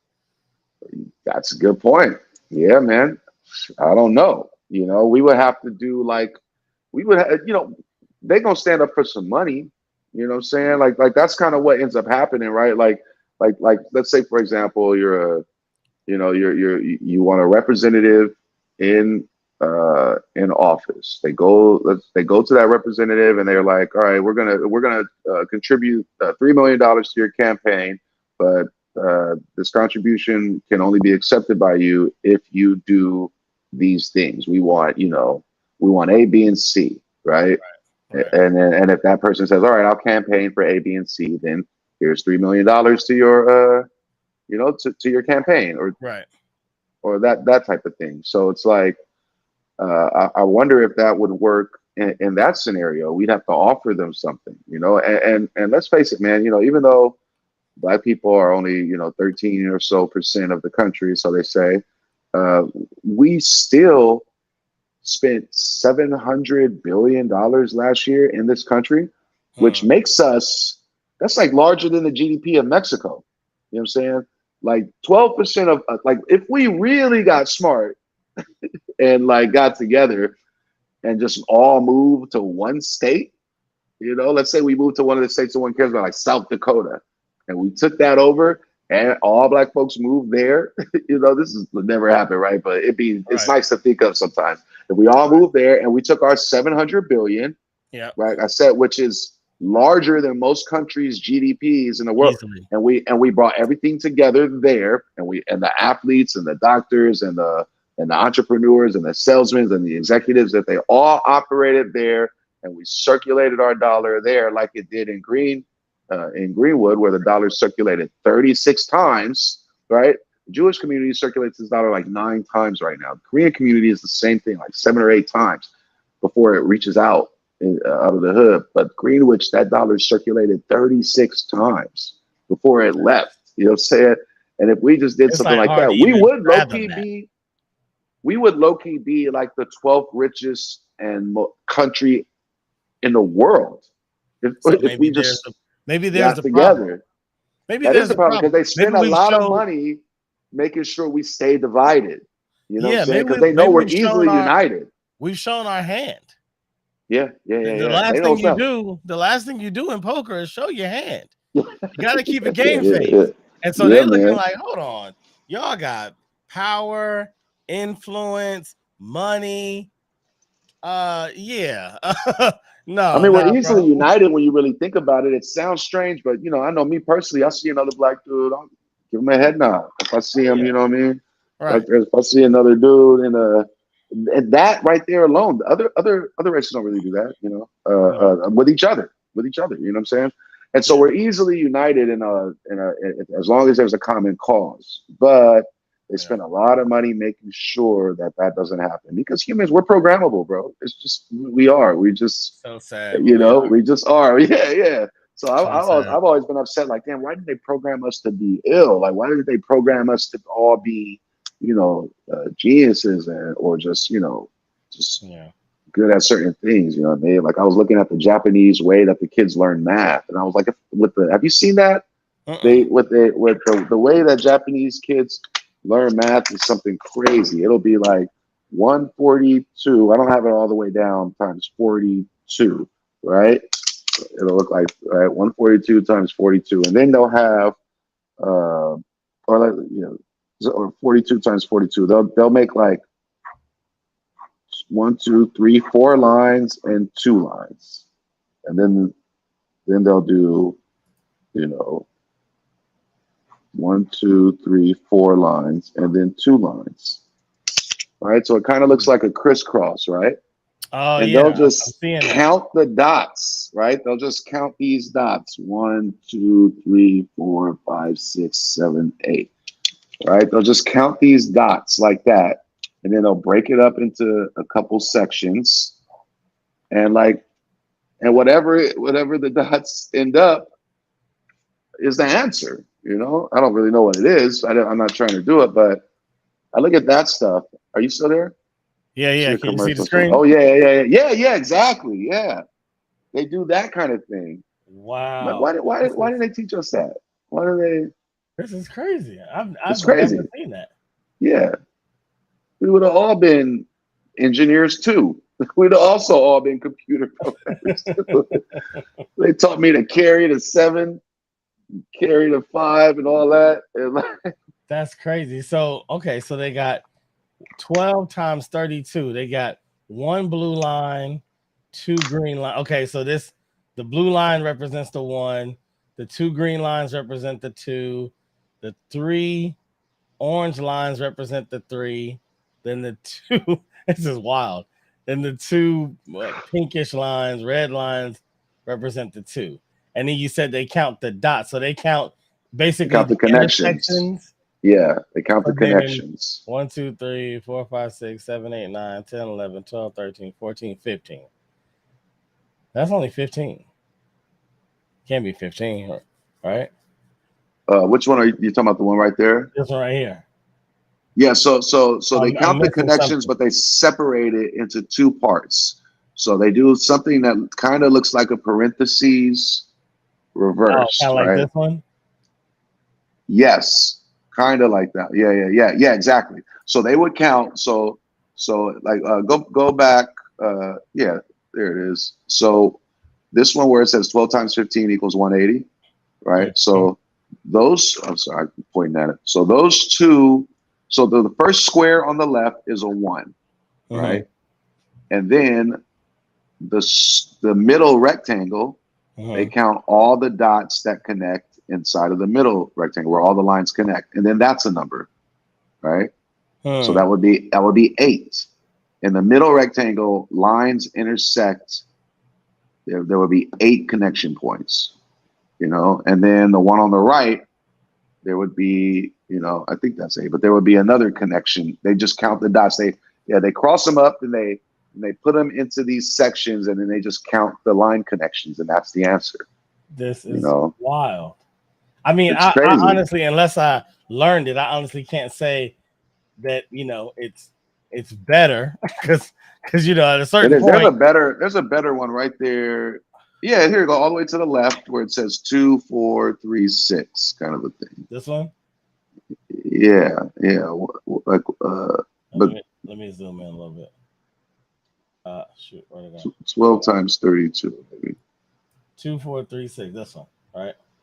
Yeah. So I don't know what the math problem is, but that's what I'm saying is the way that they do it. They draw the lines, and then they count the connection dots, and then like that's the answer. You know what I mean? So right. It would be like I think the better one. I can't point to it, can I? You can just, but that's how they did it. You can kind of see that there's one with some rectangles in it. That's a better way to do it. And then there's also a way to like eliminate some of the numbers. There it is. The one where it says with green lines, 22 times 23, kind of. Well, yeah, that one. So it's 22 times 22. So you got basically so red, those 2 green. parentheses are to section it off. So the one on the left, there's 4 connections, so the number would be 4. Right. And then the one in the middle, there's 8 connections, so the middle number would be 8. Right. And then the one on the right, there's 4 connections, so the last number would be 4. So the answer would be 484. Oh, you see what I'm saying? Okay.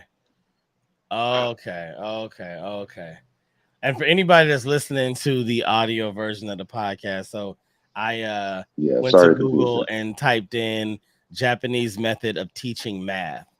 You type that in, and you'll kind of get a feel for what it is. It almost looks like a off-sided like tic-tac-toe board, almost like there. You have 2 sets of parallel lines that are perpendicular to 2 other sets of parallel lines. And so, well, for this particular one, because the number is 22 times 22. So therefore you got a set of 2 lines, a set of 2 lines, set of 2 lines, set of 2 lines. Whereas if it were 25, there'd be 2 lines on one side and then 5 lines on the other side. And I know it's completely hard. Nobody's going to be able to follow it just from hearing it. So let me try. Go and look at it. All right. Yeah, go ahead. So if the math is 44 times 44, they would draw in the shape of a diamond. They draw 4 lines going diagonal, and then they draw.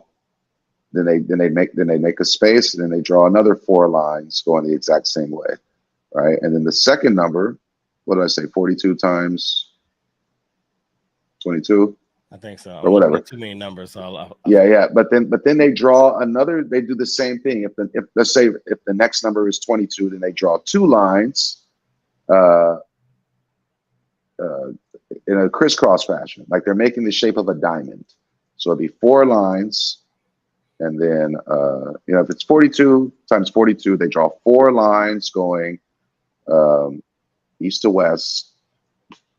And then they make a space and they draw 2 lines. And then they do the exact same thing the opposite way.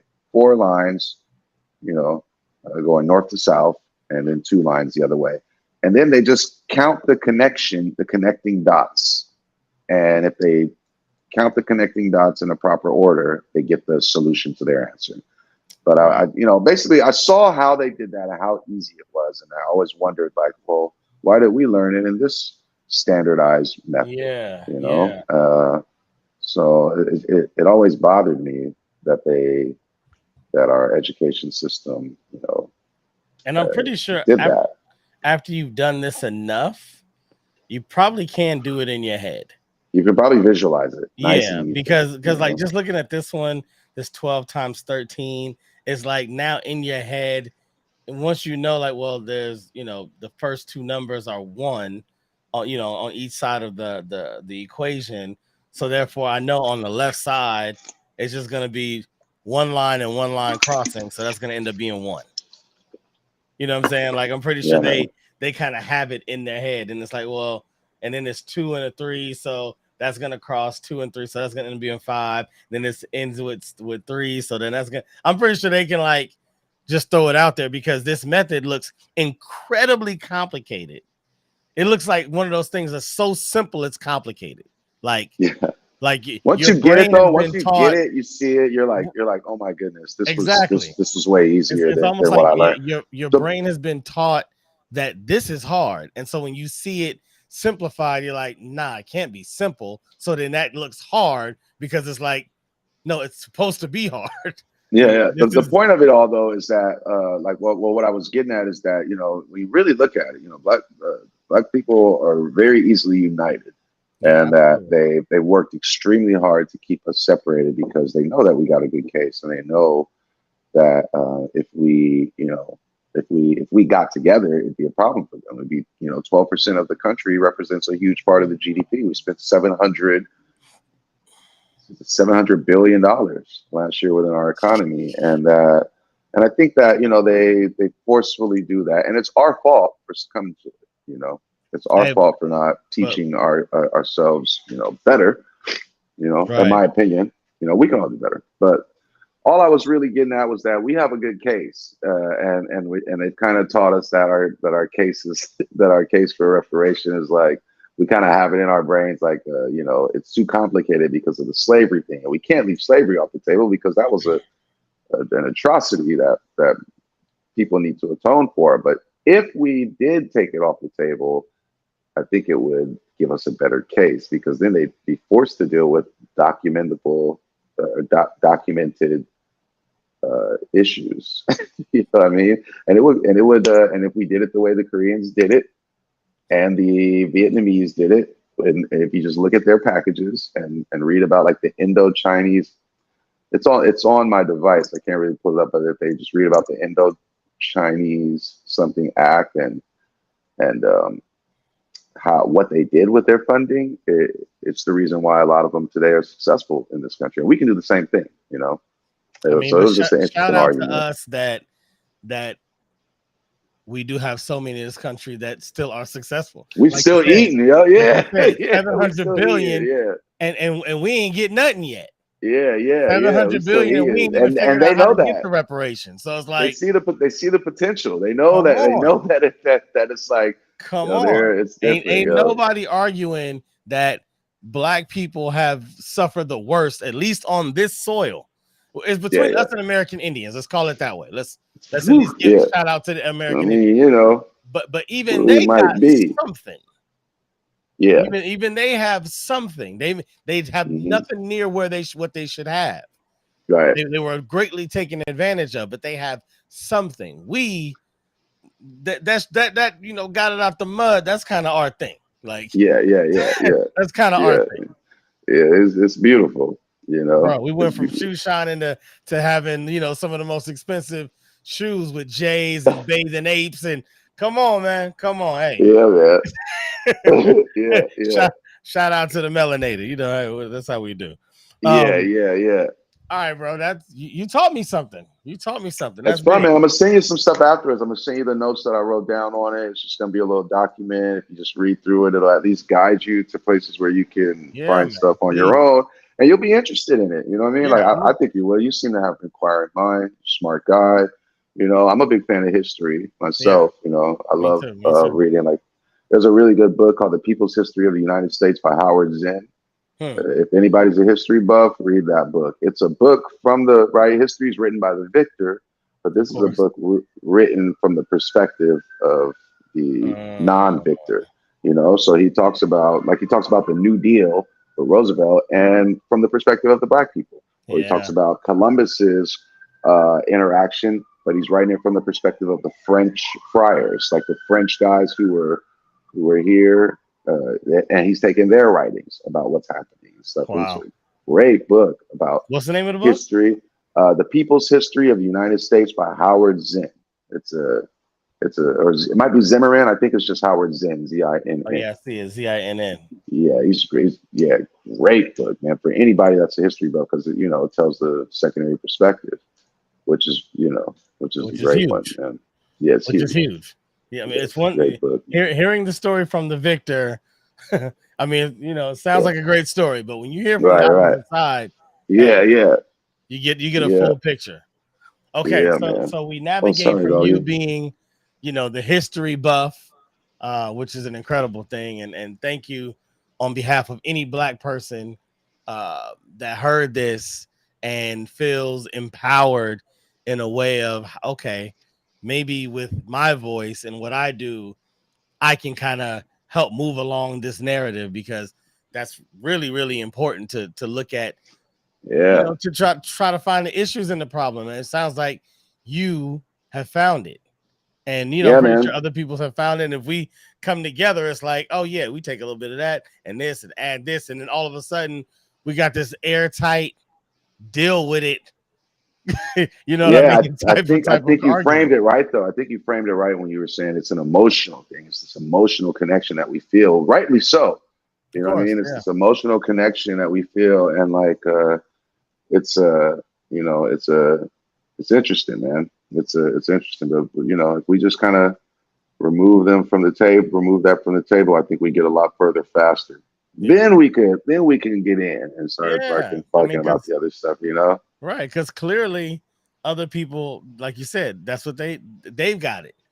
Yeah. So we can definitely get there. And then once we get it and they have to give us, you know, several states, we just name all the streets ancestors' names, just every street. Yeah, man. Yeah, man. That's how we'll do it.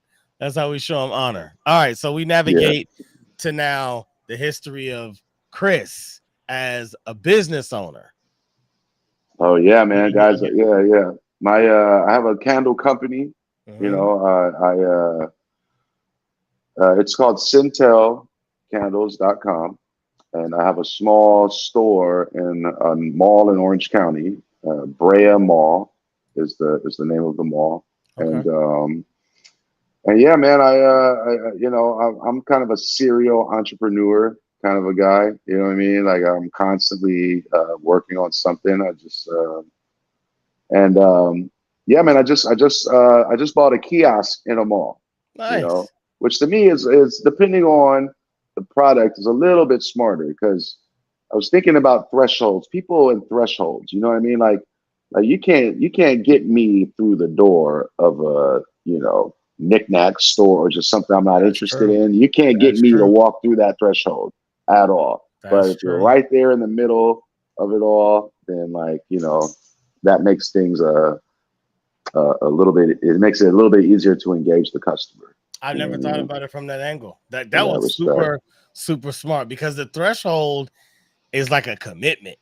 You know what I it mean? The is. You walking threshold in, yeah, you it's gotta like buy. now people looking like you gotta at least look around because you know Yeah, we all have that sensibility where you don't want to just walk in, walk straight out. So it's like now you gotta act like yeah, you looking at stuff for a little bit. So it's yeah, definitely yeah, more of a yeah, it's like a fair. Like when you at a yeah. fair or carnival, you just walk because the moment you go, okay, well, what do you have to do? Like that's a commitment. Right, right, right. And then the guy there is like, step right up, come over here and throw the ball at the trick bottles or whatever. You know what I mean? But That so was we're doing really that, man. smart. Really, really smart. And these candles that I make, man, they're not just they're 100% vegetable wax. They're soy Hmm. vegetable wax candles. They burn clean. They burn. There's no soot. There's no carcinogens. There's no allergen. There's no phthalates. There's no sulfates or detergents. You know what I mean? There's no Wow. there's no metals. It burns clean. It burns twice as long as a regular candle. It's a 10-ounce candle. And this is in comparison to what's called paraffin wax, which is a petroleum-based wax, which had its time Hmm. in the past, but we don't necessarily have to use that anymore. But so it burns twice as long, and it's a softer wax. I actually have one burning right here. This one's almost done. Other benefit about it is that it burns all the way down. You know, like this is at the end, but it burned every single drop of wax. And Hmm. in the beginning, it looks like this. You know what I mean? Oh In the wow. beginning, it looks like that. So when you burn it, it burns every single drop of wax. So when you're done with it, you just kind of have an empty glass. And How long the did that take? wax, oh, it might have took about 40 hours. I didn't. I Hmm. would just burn it when I would come home. You know. Yeah. Another benefit of the product is that it has a stronger scent throw. It literally, you don't have to light the candle. You walk. You just the whole area will smell great without you even lighting it. You Wow. know, and that's the benefit of using the wax. So anyway, then the last thing about it is that it's also a skin moisturizer. You know, I don't know if you can see this, right? But when it burns, it creates a pool of wax like this, and the wax is only 90 degrees. You No, can no, I put your can't see it. You finger gotta in. hold it up. Oh, okay. So here, yeah, the wax is only 90 degrees to the Oh wow. touch. Yeah, and you can use it as a moisturizer. You can give a massage with it. You know, you can Wow. massage your lady. You know, you can wear it as a perfume. You smell nice. You know what I mean? Yeah, yeah. Uh, so it's a product that I make. I hand make this, and you know, it's marketed mostly to women between the ages of about 25 and 45. They seem to be the ones that spend on themselves a little bit for some True. relaxation and luxury. Oh yeah. Sometimes when they're a little younger, they don't really, maybe they haven't had a day, or maybe they haven't had a lot of hard days where they really want to Right. invest in their relaxation and stuff like Right. that. Right. Right. But man, it's a good product, man, and I've gotten so many compliments on it, and so many good testimonies about it that I decided to turn it into a brand all in itself and bet on myself a little bit, and things been going good so far, man. I opened the store in the Brea Mall, and got a couple employees that sit there and sell all day. You Dude, that know, is congrats to you. Let's thank you, clap it man. up for the young man. Clap it up for him. I respect that. So Yeah, then yeah. so let's go into like what made you want to create a better candle? What candle got knocked over, burned your leg, and you were like, what if Yeah, they had a candle that if it not got knocked over, I could have just yeah, rubbed it in.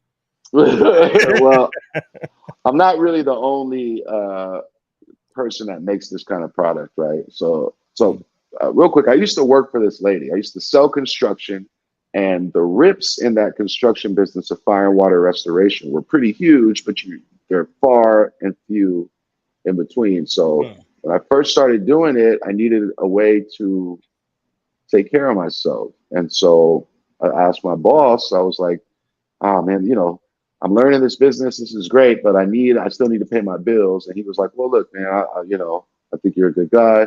Why don't you work with my mother? She makes the best candle product in the world. And I was like, yeah, whatever. Whatever. Give me a job. Yeah. But I started working for her and I learned, her technique and I saw her make 80,000 a month. I saw her with 2 clients make 80,000 a month. She had a client in Japan that bought 700 units a month, and she had a client in Hawaii that bought 200 candles a month. And I made the products, and it only took me about a week to make these products. And it's her technique. I would sit in the little factory, and I'd make and package and ship and process and do everything. And I saw her make all that bread, and she sold it wholesale to them. This is what the kicker. She sold it to them wholesale for $55 each candle, and they sold it for $125 each candle. And people bought it. Margin, boy. Right. That's a margin. Hold on, but how much did you know how much it cost her to make it at the time? $8, $9 wow. to make it. The most expensive part was probably the glass. Crazy. Yeah, I saw her eat, bro. She was eating. She owned a house that I was working in, which was a little factory, and then she lived up the street in another house, and then her son lived in the other end of the cul-de-sac, and they were eating off of these candles, bro. And at the time, like I said, I sold the straight, and they were amazing. They smelled great. They're stronger. Like I said, you just sit in the room. The house smells great for a month. It's a better product for candles. Now, like I said, I'm not the only guy that makes this type of product. There's a company called Diptyque, and Diptyque would be considered top of the line. They sell this is a 10-ounce candle. They sell a 7-ounce candle for $80 is how much the candles cost. Wow. And then there's another company called Joe Malone, and they sell a 6-ounce candle for about $75 as well. And I'm not Joe Malone or Diptyque, but I make a product that's on par with them. Most people say mine is better. It lasts longer. It smells stronger. And theirs you don't really use as a moisturizer because they have palm oil in it, which is kind of a presentation thing. Yeah. So anyway, it's a similar product but different. But I sell mine online. Online, I sell them for $28.99. And in the store, I sell them for $25. But here's the kicker. Right now, every candle that you buy, a percentage of the price, a percentage of the buy, basically it comes out to like $3 of every candle that you buy. It goes to the building of a school in La Pointe, Haiti, specifically a school called La Pointe Academy, La Pointe Boys and Girls Academy. And yeah, man. So every single time you purchase one, and you can ask for more, $3 to $5 will go not into some Haitian fund, not into like a fund that may or may not get distributed to the right places. Some of it might be in the pockets. Right. Some of it might go into the pockets of the dude, and then others, and then some of it might reach someplace in Haiti. But $3 of every single candle that's purchased goes specifically to this school in La Pointe, Haiti, called La Pointe Boys and Girls Academy. That's good. And we do this through a company called the Academic Hearts Foundation, and it's a new foundation. It's a good friend of mine, another brother whose basically his grandmother owned the school in Haiti, and she's passed, and now his mother kind of owns it, but kind of doesn't really know what to do with it. And my brother Mike Cadet, who's a was maybe somebody you might want to talk to one day. He's an interesting dude. He's a mortgage broker, but you know, he's cool, and so you know, we're working together with this to you know try to build the school up. You know, it needs it needs a little bit of work. So love it. You know, and then it benefits me as a salesman to be, you know, I'm not doing it all out of a golden heart. You know what I mean? I'm gonna profit from it by giving people a motivation to purchase. But I don't necessarily think that to do something good, to do something altruistic, you have to. You know, I don't think you have. I think you can do something good and still earn from it. I don't think that the two absolutely are like. Then you can keep doing something good. Yeah. You know, you don't have to keep doing something good. There's this idea that like in order to be altruistic, it has to, you know, you have to lose a little bit. Where what do they say? Like, you know, no good deed goes unpunished, kind of a thing. And I just don't think that has to be, fam. Like, you know, we're still building the school. We're still helping the kids. Right. Can I build day school and my house? And my okay? What's wrong with that? Like, that's, you know, either way, though. That should be fine. Yeah, either way, though, you know, that's what we're doing with the product. And so far, things have been pretty good, man. We've been raising a good amount of money for them pretty quickly. Awesome. And that's incredible, man. I'm gonna be honest. I got a confession, bro. I'm sitting here, and as you were telling me the profit margins, and they sell it for this amount, the first thing that popped in my head was lines, and I was trying to figure out the Japanese way to figure out the profit. I'm like, hold on, they sell it for 55. That's 5 lines, 5, and then what? Yeah, man. I was trying, bro. I was trying. But I saw that lady, man, and you know. It was funny, man. It's you know, sometimes the universe would like to thrust you into a situation and then thrust you right out, you know. And that's kind of how it was for me in that situation. It kind of thrust me right in. I learned, you know, all this stuff, and then it thrusted me right out. And I added a few improvements to it, just to make the scent smell a bit more, and things of that nature, man. But yeah, man, I've been doing it for a long time, off and on. I would be at flea markets. I'd be like at the Melrose Trading Post and putting in those wrench Costa Mesa. Yeah. And really learning the craft and learning the art of sales with it, you know. And is it a business that you end up learning? Do the people craft the product?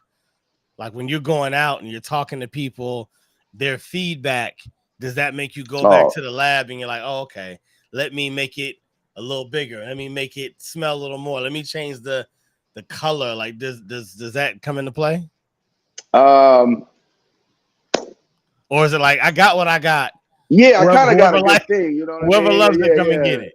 Yeah. Like maybe with scents, you know, like I make some, I make about 50 different scents, anywhere from like woodsy, earthy scents to like white tea and ginger to stuff for dudes. You know, you walk into the house, you might not want it to smell like flowers. You want it to smell like sandalwood and cedar wood. And you know, the ladies come by, you got, you know, the house, the crib smell nice. She's gonna say something about it. You know what I mean? Or you give the product to somebody, and if they really like it, every time they smell it, they think about you. You know what I mean? I'm not gonna lie, bro. It has worked for me over these years. You know, if I gift somebody this product, they're always appreciative of it. And so yeah, man, it's just been, you know, I like to stay creative. I feel like being creative is kind of what keeps you cool. Yeah. You know what I mean? I feel like once we get to that point in life where we're just kind of dredging along in a mundane, circular, just obligation, like when everything is duty and obligation. Yeah. That's when I feel like you start to get a little old. And I feel like if you just stay creative, no matter what it is you're doing, that's what kind of keeps you cool. You know what I'm saying? Not just cool mentally, that's what keeps you cool to other people. I think creativity does that. You know what I'm saying? I think that's like its function, and like even what you're doing with this cast, like that's what kind of I feel like that's just a personal experiment that I'm working on to try to see if that's the truth. And I feel like that's what keeps you cool, is Yeah. staying creative, whether it's music, whether it's woodworking, whether it's some type of artisan thing, or whatever it is. And yeah, man, Yeah, that's what creativity. it is. I've always said, when you tap into your creativity, you are sharing close space with the creator. And I feel like Right. with that, you being in that essence of creation, you have That no keeps you choice young. but to feel invigorated and to feel, you know Right. what I mean? Like it elapses time, it elapses age, all of you know what I mean? Like it's a Yeah. timeless moment when you're in creation. You're in the creative Yeah, space. And man. so I know exactly what you're saying. I know exactly Yeah, what you're man. saying. I feel like that does that. Like it keeps you young and it keeps you vibrant, it keeps you cool, keeps you in touch with things. So staying creative is kind of important to me, when it comes down to that type of stuff. And so But yeah, man. one last question I had about, because you specifically said the candles were made with vegetable oil. Yeah. And we The live in this vegetable world, wax. vegetable wax. Yeah, yeah. Vegetable wax. So how and what is vegetable wax? I've never even heard Yeah. of this. It's hydrogenated soybeans. So they take the You soybeans. did say Yeah, that. they take soy. Yeah. Yeah, and then they hydrogenate it, which is kind of like a bleaching process or whatever. So it's not for consumption. Right. There's not much like in there, right? Oh, it's But it still has the edamame. Oh, vitamins of the yeah. It still has the vitamins of the plant in there. So yeah, so we're trying to make it sustainable. And right now, one of the goals is to, like, I've been talking with a few grocery brokers and general merchandise distributors, and the primary goal is to get it on the shelves of Target or higher up. A grocery broker that just doesn't deal with groceries. They're just kind of an agent for a product. So they might have a relationship with Fred Siegel, Barney's, Bloomingdale's, Neiman Marcus, or they might have a relationship with Kroger's, CVS, Rite Aid, and Walgreens. And they'll take your product if they like it, and they'll place it in there, and they'll probably make a small percentage off every single one that sells, which is fine. Right. Right. As long as they know By your all price. means, by all means, just give me my ticket. I ain't worried about the Right. next man's pockets. You know what I'm saying? But like your girl is either way, doing, though, sell them for $55, and then they yeah, sell it for man. $125. She Oh, she made the was thing for eating, 80. bro. She was That's eating, and it only took me a week to make that for her. So when I that's saw how crazy. she was able to own her time and eat like that, make that type of money, I was like, all right, well, that's for me. I miss, you It know might not what? be I a missed bad the deal. bus. I missed the bus. I actually had a neighbor. I was around, I can't remember what age, 27, something like 25. I was living in North Hollywood. Yeah. And no, sorry. I was living in Van Nuys. I just moved. Yeah. Living in Van Nuys. And 2 doors down from me, there was a girl, and she went to the college nearby, and she was making candles. At the time, I was installing 50, 60 inch screen TVs. So to me, I'm like, like I'm making money. You know, I'm charging I would have said people. the same thing, bro, until I I'm charging saw it. people $500 a pop. You Yeah. selling a candle for $12? Like, Yeah. it took you all year to catch me. You know what I'm saying? Yeah. It's But always funny too with guys with this. now, Yeah. The profit margins are pretty good. You're making something, and your target market, at least for me, is women. I just get to talk to pretty women all day, basically. So I'm doing, but like that's why I tell the guys, I was like, that construction guy, we're not looking for him. He's not looking for us. Find the people that are looking for this product. Out there somewhere, there's somebody walking around in that mall, and they're saying to themselves, like, oh, if I come across a good candle product, I might buy that. And I tell the staff, I'm like, that's what you're looking for. So ask around, ask people if they like this product, and when they say yes, tell them its merits, and and if they experience it, they'll like it. 100% of the time. I haven't had any complaints. Whoever buys one buys another one, and I try to make it You know, it's a good product, man. I've worked hard on it. I've gotten really good at it, and I think that over the next year or so, I'll be able to take it to the bigger markets and make something, you know, make one of my dreams come true, which is basically independence, you know, financial Yeah, independence. You know it's what I'm coming, saying? bro. It's coming. Well, I see Yeah, you. man. I see you over here with Centel Candle Company. It's coming. It's coming. It's coming Yeah, soon. yeah, You it's hear it. coming soon. So if you arrive here, just I just wanted people to know if it still looks like this, you're in the right place. Yeah, yeah. You're in the right place. Are your And socials you up? can, Can they connect over here? yeah, they can connect on the socials, and you can Okay. go up a little bit on the screen. And you know what I'm having too is a month-to-month program for Mhm. those who like this type of product. You just enter in your email in that box, and when you enter in the email in the box, when you enter in your email in that box, it's going to send you a. I'm just going to shut up. It's going to send you when you enter in the email. It's going to send you an email that tells you about our membership program, which is basically you pay $25 a month, and Okay. you can send the product. I'll send it directly to you. You know, and you don't even Nice. have to look at it. So it's for those people who are really enthusiastic about it. And yeah, man, that's what we're doing here. So I love it. CentelCandles.com is it. Hey, man, come in. Yeah, I love it, man. I love it. I'm gonna have to upgrade. You know, I got this, but you know, this ain't from vegetable wax. I don't know what they made this with. I don't know what they made this with. It wasn't vegetable wax. I mean, it yeah, says essential oils. It says Well, it says soy wax blend poured in Los yeah. It's a Angeles. blend. That's what got me when it said poured in Los Angeles. I was like, oh, it's local. Yeah, yeah. I'm supporting local, but now I'm Same gonna thing. support local and better. Yeah, man. I appreciate that, man. No doubt, no doubt, man. I appreciate you, Chris. Thank you for being on the show, my guy. It has been a great time. We had an incredible conversation. I told everybody in the beginning we're gonna go over way more than I expect, and we did exactly that. Not one time in preparation for this episode did I think we were gonna touch Korean reparations. Yeah, we forgot all about the forgot all about the product, man. I, Went in there I with mean, we some. went so, but that's beautiful because they get to know the owner of the product, and a lot of times people get so locked in and want to partner with a owner like yourself who's very educated, who's doing research, who has a passion about their people to the point where they so locked in with you that the product is secondary, but they want to invest in the product to invest into you.